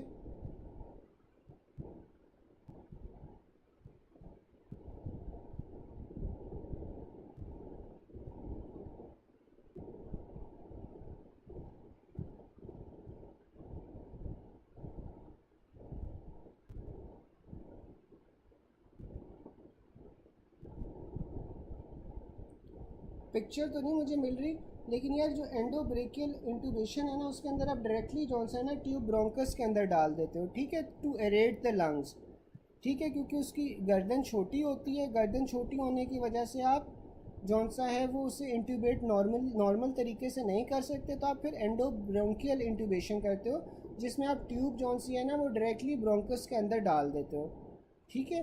तो ये इसने लिखा हुआ है, ठीक है ना. और डॉक्टर जोया पूछ रहे हैं श्रगिंग ऑफ शोल्डर. हाँ, श्रगिंग ऑफ शोल्डर अगर एक्शन पूछ रहे हो तो आई डोंट नो वो आपको मैं किस तरह एक्सप्लेन कर सकता हूँ. लेकिन हाँ ये है कि जो आपके पास एंडोब्रेंकियल सॉरी जो आपके पास श्रगिंग ऑफ शोल्डर है वो ट्रेपीजियस करवाता है, बिल्कुल वो ट्रेपीजियस ही करवाता है, ठीक है. और ट्रेपीजियस की फिर आपके पास नर्व सप्लाई क्या हो जाएगी, मुझे बता सकते हैं डॉक्टर जोया कि ट्रेपीजियस की नर्व सप्लाई क्या होगी फिर?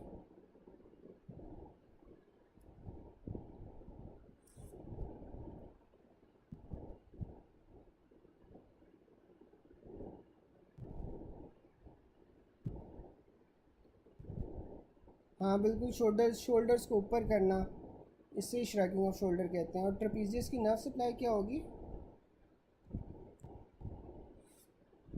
बिल्कुल स्पाइनल एसेसरी होगी, ठीक है ना.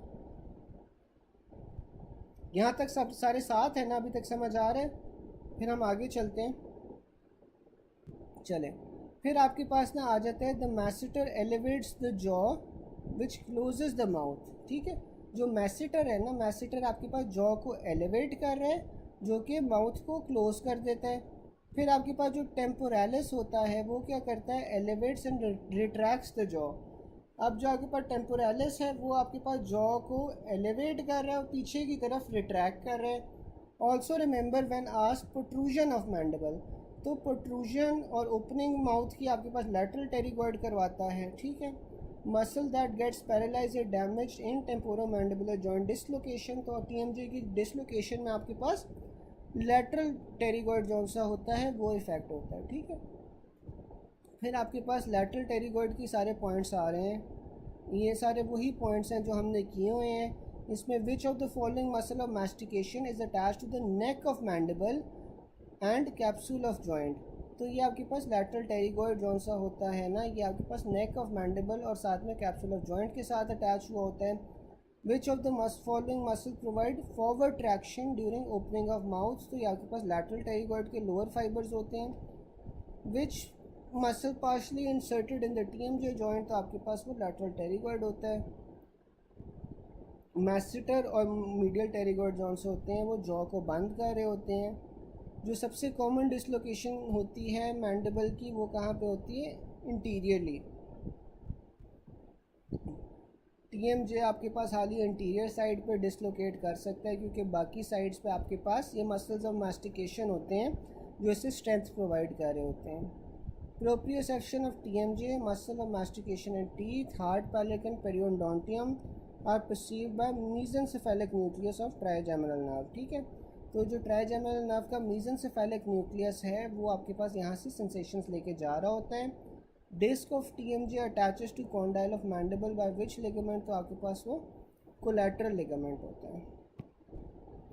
What helps to stabilise TMJ in capsule, तो आपके पास वो टीएमजे इन कैविटी, तो आपके पास जो कैप्सूल होता है ना वो आपके पास टेम्पोरोमैंडिबुलर जॉइंट को कैविटी के अंदर रखता है। Which ligament give stability and keeps TMJ in position, तो आपके पास वो टेम्पोरोमैंडिबुलर लिगामेंट हो जाता है। फिर आपके पास आ जाता है posterior fibres of temporalis contraction causes retraction of mandible, ठीक है। लोकेशन ऑफ जेनिकुलेट गैंग्लियन, तो जेनिकुलेट गैंग्लियन आपके पास medial wall of middle ear में होता है, ठीक है। अच्छा मुझे ये बता सकता है कोई कि जो जेनिकुलेट गैंग्लियन है इसके अराउंड आपके पास कौन सी नर्व्स आ रही होती हैं मिडल एयर में, कोई बता सकता है? जेनिकुलेट गैंग्लियन के अराउंड कौन सी नर्व्स पास कर रही होती हैं मिडल एयर वॉल में?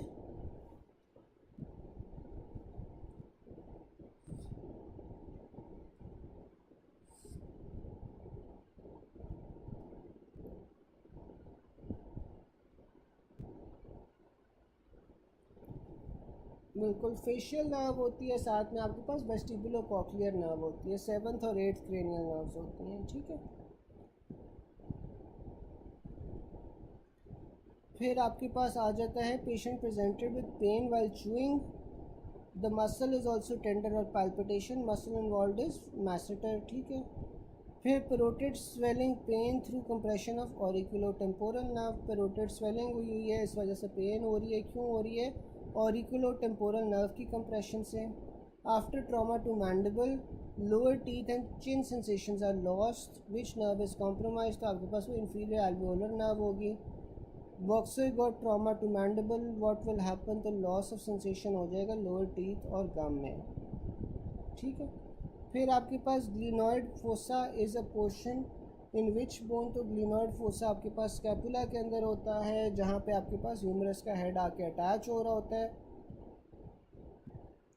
फिर आपके पास आ जाता है while mandibular fossa that the depression in the temporal bone, a mass in the infratemporal fossa has started eroding the middle of the cranial fossa, which structure is likely to be involved, तो आपके पास ये greater wing of sphenoid आ जाता है।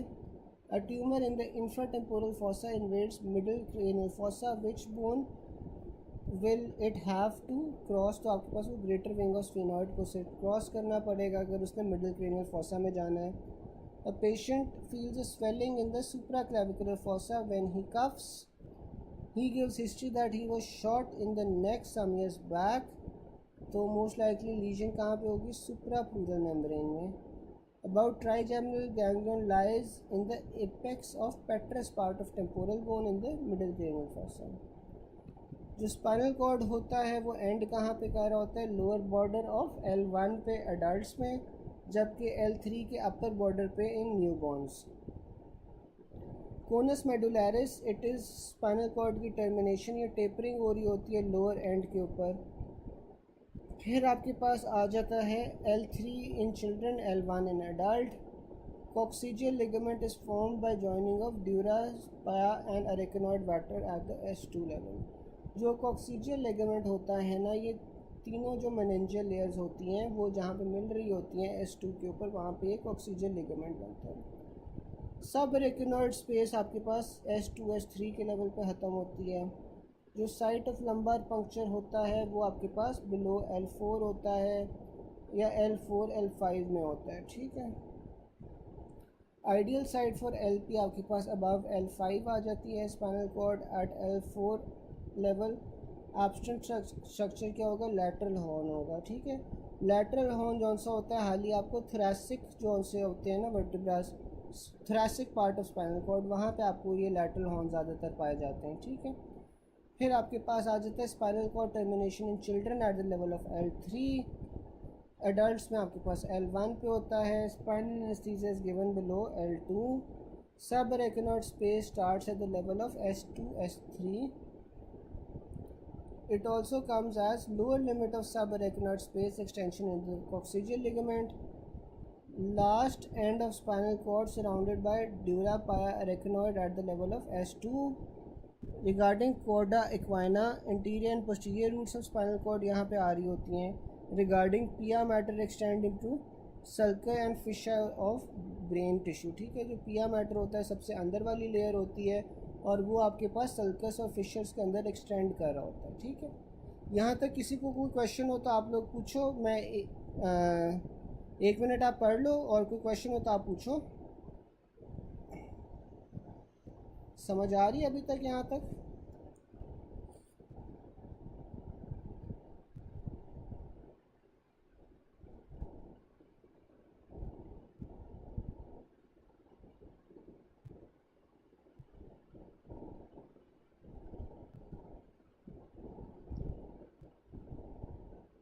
बाकी सबको समझ आ रही है यहाँ तक? चलो, उसके बाद आपके पास आ जाता है a patient develop sensory loss over the left side of body. After few days his behaviour for pain is change and he becomes angry on touching. तो ये आपके पास राइट थैलेमस होगा, राइट थैलेमस होता है और ये लेफ़्ट साइड के ऊपर जो है ना वो सेंसरी लॉस हो जाता है।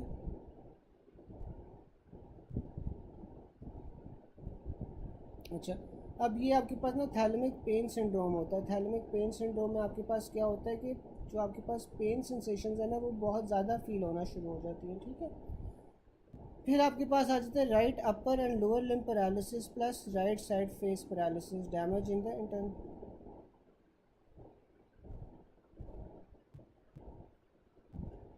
Chorda equina syndrome, ligament conus medullaris का डिफरेंस बता दूँ।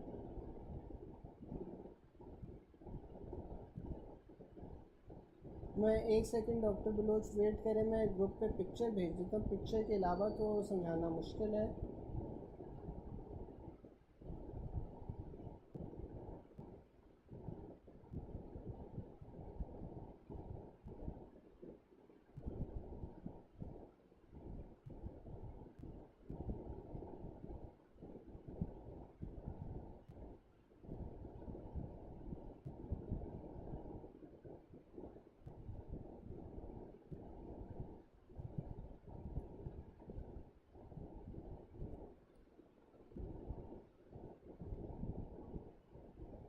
अच्छा डॉक्टर बलोच, ये ना आप एक काम कीजिएगा, मुझे क्लास के एंड पे याद करवाइएगा, मैं आपको एंड पे जॉनसन ही बता दूंगा। ये कॉर्डा इक्वाइना सिंड्रोम और कोनस मेडुलैरिस का डिफरेंस है, मैं आपको एंड पे या तो क्लास के बाद बता दूंगा या आप मुझे ना ग्रुप में मैसेज करके टैग कर देना, मैं आपको रिकॉर्डिंग भेज दूंगा just in case we forget, तो आप मुझे बता देना, ठीक है। अभी आगे चलते हैं। A patient develop sensory loss over left side of body after few days his behaviour for pain. अच्छा, ये तो हो गया था। फिर हमारे पास आ जाते हैं right upper and lower limb paralysis plus right side of face, ठीक है। तो अगर एक ही साइड की आपके पास पैरालिसिस हो रही है ना, फेस की भी और लिम्स की भी, तो ये आपके पास अनक्रॉस्ड लीजन की एग्जांपल है। और अनक्रॉस्ड लीजन में आपके पास अपर मोटर न्यूरॉन लीजन होती है और साथ में इंटरनल कैप्सूल की इंजरी होती है। फिर आपके पास अगर क्रॉस्ड हेमीप्लेजिया आ जाए, जैसे राइट अपर और लोअर लिम्ब पैरालिसिस जबकि लेफ्ट साइड ऑफ फेस है, तो ये आपके पास क्रॉस्ड हेमीप्लेजिया है। ये लोअर मोटर न्यूरॉन लीजन होगी और यहाँ पे पॉन्स इफेक्ट होंगे। A patient with right hemiplegia and deviation of mouth to the left and drooling of water swallowing lesion आपके पास कहाँ पे होगी, लेफ्ट इंटरनल कैप्सूल पे होगी। ठीक है, इंटरनल कैप्सूल आपके पास लेफ्ट वाला है, लेकिन आपके पास अनक्रॉस्ड हेमीप्लेजिया होगा, पूरी की पूरी बॉडी जौन सी वो राइट साइड की इफेक्ट होगी। ठीक है, लेफ्ट माउथ डिविएटेड का क्या मतलब है कि राइट साइड के मसल जौन से वो वीक हो गए हैं, इस वजह से वो लेफ्ट साइड के ऊपर जौन सा डिविएट कर गया है। Sensory loss on left side of face and left side of body lesion कहाँ पे है, थैलेमस पे है। देखो यहाँ पे उसने सेंसरी लॉस बताया हुआ है, तो ये थैलेमस होगा। अ 59-year-old hypertensive patient presents in emergency in coma with left sided hemiplegia and bilateral pin point people's. तो जब भी पिन पॉइंट प्यूपल्स आएगा तो आपने हमेशा पॉन्स का सोचना है। फिर paralysis plus ataxia damage in the cerebellopontine angle, paralysis भी है साथ में एटैक्सिया भी है, तो आपके पास सेरिबेलो पोंटाइन एंगल का जौन सा है वो डैमेज हुआ हुआ है। A patient with intentional tremors and facial paralysis at cerebellopontine angle, weakness on right and diplopia on seeing left, तो आपके पास ये मिड ब्रेन हो गया। A patient presents with paralyse right arm and leg, right plantar जौन सा है वो अप गोइंग है, एग्जैजरेटेड रिफ्लेक्सेस है, तो ये आपके पास लेफ्ट इंटरनल कैप्सूल की इंजरी है। फिर आपके पास ना ब्लड सप्लाई आ जाती है। A patient comes with right sided deviation of tongue, decrease sensation of touch and vibration, artery कौन सी इन्वॉल्व है, इंटीरियर स्पाइनल आर्टरी, ये मीडियल मेडुलरी सिंड्रोम का सिनेरियो है। ठीक है, फिर आपके पास जो मिडिल सेरिब्रल आर्टरी होती है, मिडिल सेरिब्रल आर्टरी में आपके पास क्या होता है, कॉन्ट्रालैटरल पैरालिसिस और सेंसरी लॉस, कॉन्ट्रालैटरल होमोनोमस हेमिनोपिया, साथ में आपके पास एफेजिया हो रहा है। एफेजिया के अंदर आपके पास क्या है, टेम्पोरल लोब भी इफेक्टेड है जिसमें वर्निकीज एरिया इफेक्ट हो रहा है, फ्रंटल लोब भी इफेक्टेड है जिसमें ब्रोकाज एरिया हो रहा है। ठीक है, फिर आपके पास इंटीरियर सेरिब्रल आर्टरी में क्या होता है, कॉन्ट्रालैटरल पैरालिसिस होता है, साथ में सेंसरी लॉस होता है। इंटीरियर स्पाइनल आर्टरी के स्ट्रोक में क्या होता है, इंटीरियर स्पाइनल आर्टरी में आपके पास contralateral paralysis, decrease contralateral proprioception, ipsilateral hypoglossal dysfunction, tongue deviates ipsilaterally on the right side, और जो आपके पास टंग डिविएटेड हो रही है वो राइट साइड पे हो रही है। जबकि पाइका के अंदर जो पोस्टीरियर इंफीरियर सेरिब्रल आर्टरी है, यहाँ पे लैटरल मेडुलरी सिंड्रोम आता है और इसमें आपके पास इप्सिलैटरल एटैक्सिया और निस्टैग्मस होता है, ipsilateral facial pen and temperature loss होती है, कॉन्ट्रालैटरल आपके पास पेन और टेम्परेचर लॉस होगी, डिस्फेजिया होगा, हॉर्सनेस ऑफ वॉइस होगी, गैग रिफ्लेक्स लूज होगा, वॉमिटिंग, वर्टिगो, निस्टैग्मस और इप्सिलैटरल हॉर्नर सिंड्रोम आ जाता है। इंटीरियर इंफीरियर सेरिब्रल आर्टरी के लीजन में क्या होता है कि लैटरल पोंटाइन सिंड्रोम होता है। ठीक है, अगर आप लोगों को ब्लड सप्लाई याद हो ब्रेन की, तो इंटीरियर इंफीरियर सेरिब्रल आर्टरी में आपके पास लैटरल पोंटाइन सिंड्रोम हो रहा है। इसमें आपके पास क्या होता है, इप्सिलैटरली एटैक्सिया और निस्टैग्मस हो रहा होता है, इप्सिलैटरल फेशियल पैरालिसिस हो रहा होता है जिसमें लैक्रिमेशन, सैलाइवेशन और taste sensations from the interior 2/3 of tongue decrease हो रही होती हैं, डेफनेस हो रही होती है, कॉन्ट्रालैटरल पेन और टेम्परेचर लॉस हो रहा होता है, इप्सिलैटरल हॉर्नर सिंड्रोम हो रहा होता है। ठीक है, फिर आपके पास पोस्टीरियर सेरिब्रल आर्टरी आ जाती है। पोस्टीरियर सेरिब्रल आर्टरी आपके पास ऑसिपिटल लोब को सप्लाई कर रही होती है और इसके स्ट्रोक की वजह से आपके पास कॉन्ट्रालैटरल हेमिनोपिया विद मैकुलर स्पेयरिंग आ जाता है। फिर आपके पास रेटिनल या ऑप्थेल्मिक आर्टरी में क्या होता है, अमोरोसिस फ्यूगक्स होता है जिसमें आपके पास painless temporary loss of vision होता है इन वन और बोथ आइज। ठीक है गैस, यहाँ तक समझ आ रही है, या मुझे बताओ ये जो सिंड्रोम्स हैं या आर्टरीज के लीजन्स हैं वो डिटेल में अभी पढ़ने हैं, मुझे बताओ इस तरह समझ आ गया तो फ़ाइन, अगर आप कहते हो कि डिटेल में पढ़ने तो तब भी बता दो।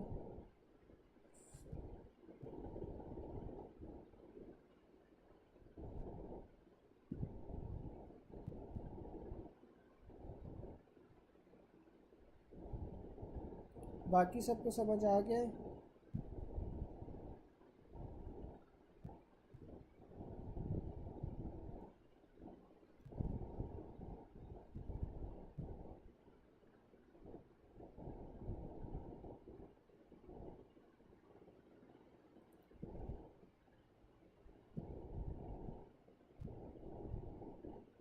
पाइका और आइका।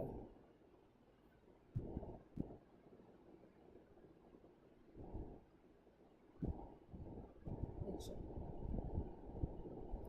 चलो मैं बता देता हूँ पाइका और आइका का। अब बेसिकली ना आपके पास यार ब्रेन स्टेम होता है। ब्रेन स्टेम में आपके पास कौन कौन से पार्ट्स आ जाते हैं? मिड ब्रेन आ जाता है, फिर पोन्स आ जाती है और फिर मेडुला आ जाता है। ठीक है, अब जो आपके पास मेडुला होता है ना, मेडुला को आपके पास दो आर्टरी सप्लाई कर रही होती हैं। एक आपके पास होती है इंटीरियर स्पाइनल आर्टरी और दूसरी आपके पास होती है पोस्टीरियर इंफीरियर सेरिबेलर आर्टरी। जो इंटीरियर स्पाइनल आर्टरी होती है ना, वो मीडियली मेडुला को सप्लाई कर रही होती है, यानी मेडुला के सेंट्रल पार्ट को सप्लाई कर रही होती है।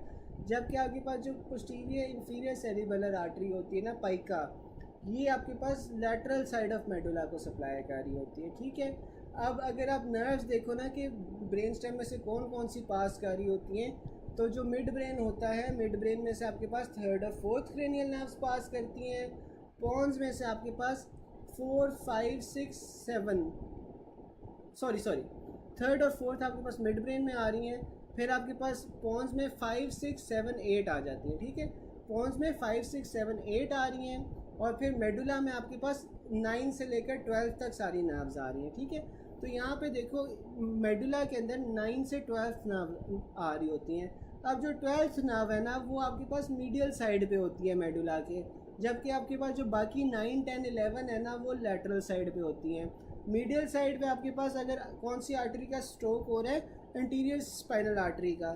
तो जो इंटीरियर स्पाइनल आर्टरी का जब स्ट्रोक होगा, उससे आप क्या कहोगे? उससे आप मीडियल मेडुलरी सिंड्रोम कहोगे।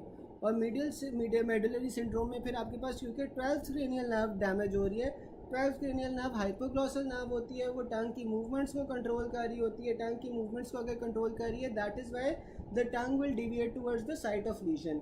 बाकी फिर आपके पास 9, 10th, 11th क्रेनियल नर्व्स आ जाते हैं and some part of 8th cranial nerve भी आ जाती है। ठीक है, तो अगर आपके पास पाइका का डैमेज होगा, तो पाइका के डैमेज की वजह से आपके पास ये 9, 10, 11th cranial nerve and some part of 8th cranial nerve ये डैमेज हो जाते हैं। तो जो आपके पास सारे सिम्टम्स आ रहे हैं ना, वो सारे के सारे सिम्टम्स आपके पास इन नर्व्स के डैमेज वाले आएंगे। ठीक है, फिर आपके पास आ जाती है इंटीरियर इंफीरियर सेरिबेलर आर्टरी। जो इंटीरियर इंफीरियर सेरिबेलर आर्टरी है ना, वो लैटरल पोन्स को सप्लाई कर रही होती है। और कोई मुझे बता सकते हैं कि मीडियली पोन्स को कौन सी आर्टरी सप्लाई कर रही होती है?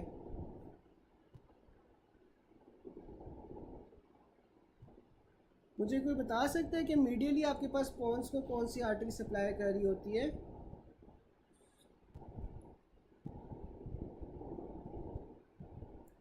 किसी को पता है?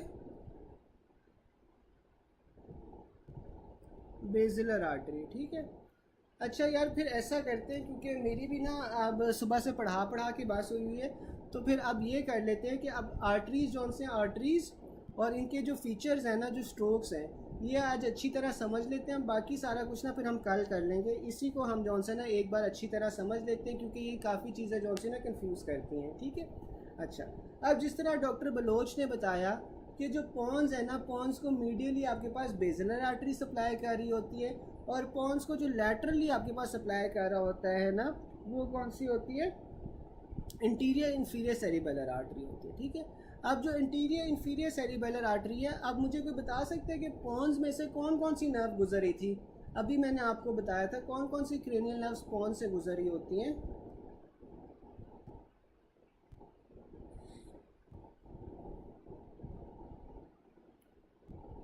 यार अभी मैंने बताया पॉन्स में से कौन कौन सी नर्व्स गुजर रही होती हैं। नर्व्स कौन सी गुजर रही होती हैं?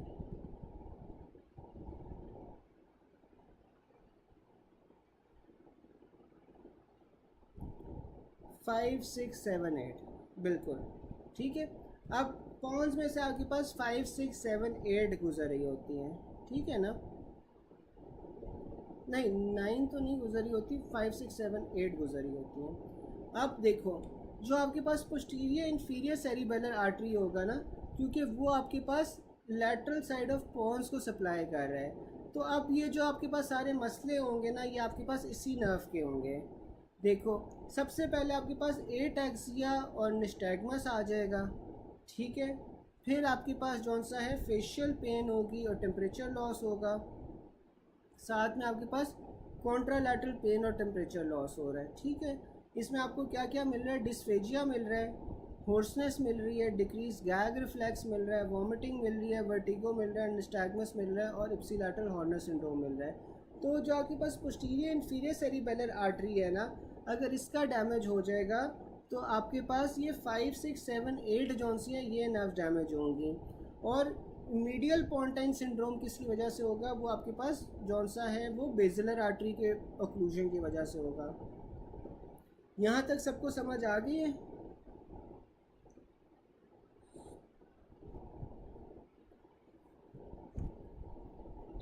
यहाँ तक सबको समझ आई है? तो फिर मैं आगे चलूँ। बाकी सबको समझ आई है? डॉक्टर सादिया और कौन कौन कह रहा था?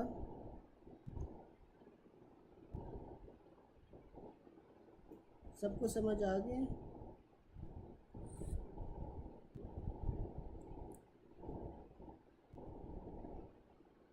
नहीं, लैटरल मेडुलरी, हाँ सॉरी, ये मैंने आपको लैटरल मेडुलरी बता दिया था। जो इंटीरियर इंफीरियर सेरिबेलर आर्टरी है इसकी वजह से आपके पास क्या क्या होगा? इप्सिलैटरल 8 एक्सियल निस्टैग्मस होगा, फेशियल पैरालिसिस होगा। अब देखो इसमें फेशियल नर्व इन्वॉल्व है ना, तो डिक्रीज लैक्रिमेशन हो जाएगी, डिक्रीज सैलिवेशन हो जाएगी, डिक्रीज टेस्ट हो जाएगा क्योंकि कॉर्डा टेम्पोरालिस आपके पास फेशियल नर्व लेके जा रही है। डेफनेस हो जाएगी क्योंकि 8th क्रेनियल नर्व इन्वॉल्व है। ठीक है, तो ये आपके पास सारे, सॉरी ये जो interior inferior spinal cerebellar artery है ना, हाँ सॉरी मेरे से पिछली बार ना कंफ्यूज हो गया था वो, सॉरी मैं मिस रीड कर दिया था। तो जौन सा ना मैं आपको फिर से बता देता हूँ कि देखो जो इंटीरियर इंफीरियर सेरिबेलर आर्टरी है ना, इंटीरियर इंफीरियर सेरिबेलर आर्टरी ने आपके पास लैटरल साइड ऑफ पॉन्स को लेके जाना है, जबकि आपके पास जो मीडियल साइड ऑफ पॉन्स है वहाँ पे बेसिलर आर्टरी होती है। अब पॉन्स के अंदर हमने पढ़ी कौन कौन सी नर्व्स होती हैं? 5, 6, 7, 8 होती हैं। 5, 6, 7, 8 होती हैं। इसमें ट्राइजेमिनल भी आ रही है, फेशियल भी आ रही है, वेस्टिबुलर कॉक्लियर भी आ रही है। ठीक है, अब इसमें देखो फेशियल पैरालिसिस हो रही है। फेशियल मसल्स आपके पास कौन से मसल नर्व कंट्रोल कर रही होती है? फेशियल नर्व कंट्रोल कर रही होती है। लैक्रिमेशन, सैलिवेशन, डिक्रीज टेस्ट, ये आपके पास सारी की सारी 7th नर्व की आ जाती है।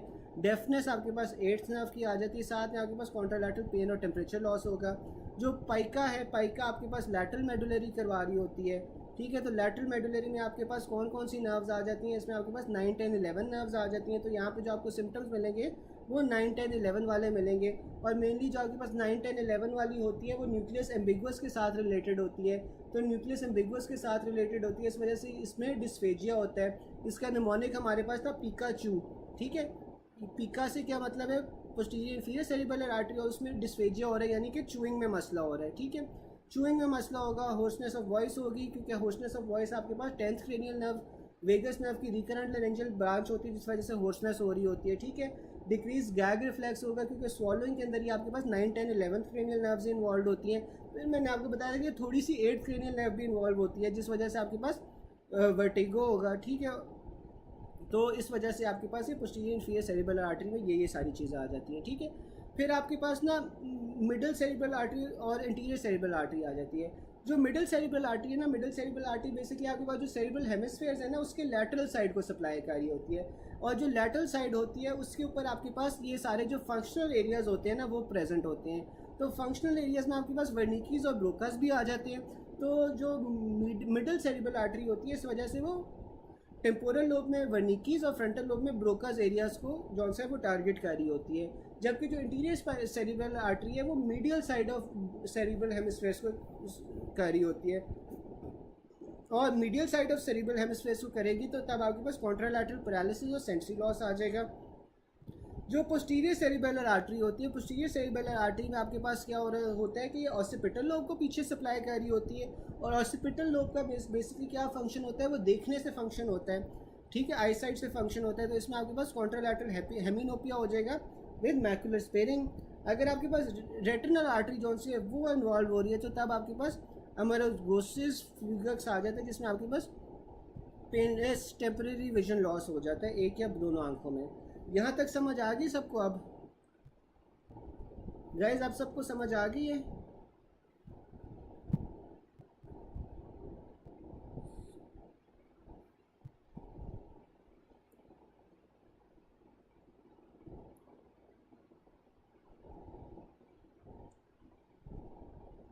मैंने आपको बताया था ना कि डॉक्टर बलोच जो पाइका होती है ना वो लैटरल, आपके पास लैटरल साइड ऑफ मेडुला को सप्लाई कर रही होती है। अब इसमें आपके पास जौन सी है ना 9th and 11th cranial nerves तो आ जाती है, लेकिन सम पोर्शन ऑफ जो 8th क्रेनियल नर्व होता है ना, ये वेस्टिबुलर कॉक्लियर नर्व होता है, वो भी आपके पास लैटरल साइड ऑफ मेडुला के अंदर आ रहा होता है। ठीक है, क्योंकि उसके बिल्कुल ऊपर देखो आपके पास क्या पड़ा हुआ है, पॉन्स पड़े हुए हैं। पॉन्स के अंदर आपके पास 8th नर्व होता है, 8th नर्व का न्यूक्लियस होता है ना, लेकिन उसका न्यूक्लियस थोड़ा सा आपके पास ये नीचे की तरफ भी आ जाता है, मेडुला में भी आ जाता है। तो इस वजह से 8th क्रेनियल नर्व्स वाले भी जो फंक्शन है ना, जैसे 8 एक्सियल निस्टैग्मस वगैरह हो गए, ये आपको उसमें भी मिलेंगे फिर।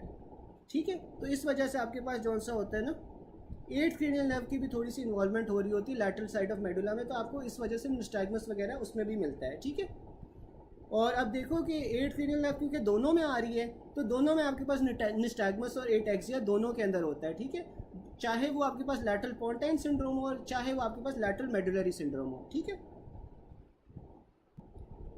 ठीक है ना, सबको समझ आ गया आप?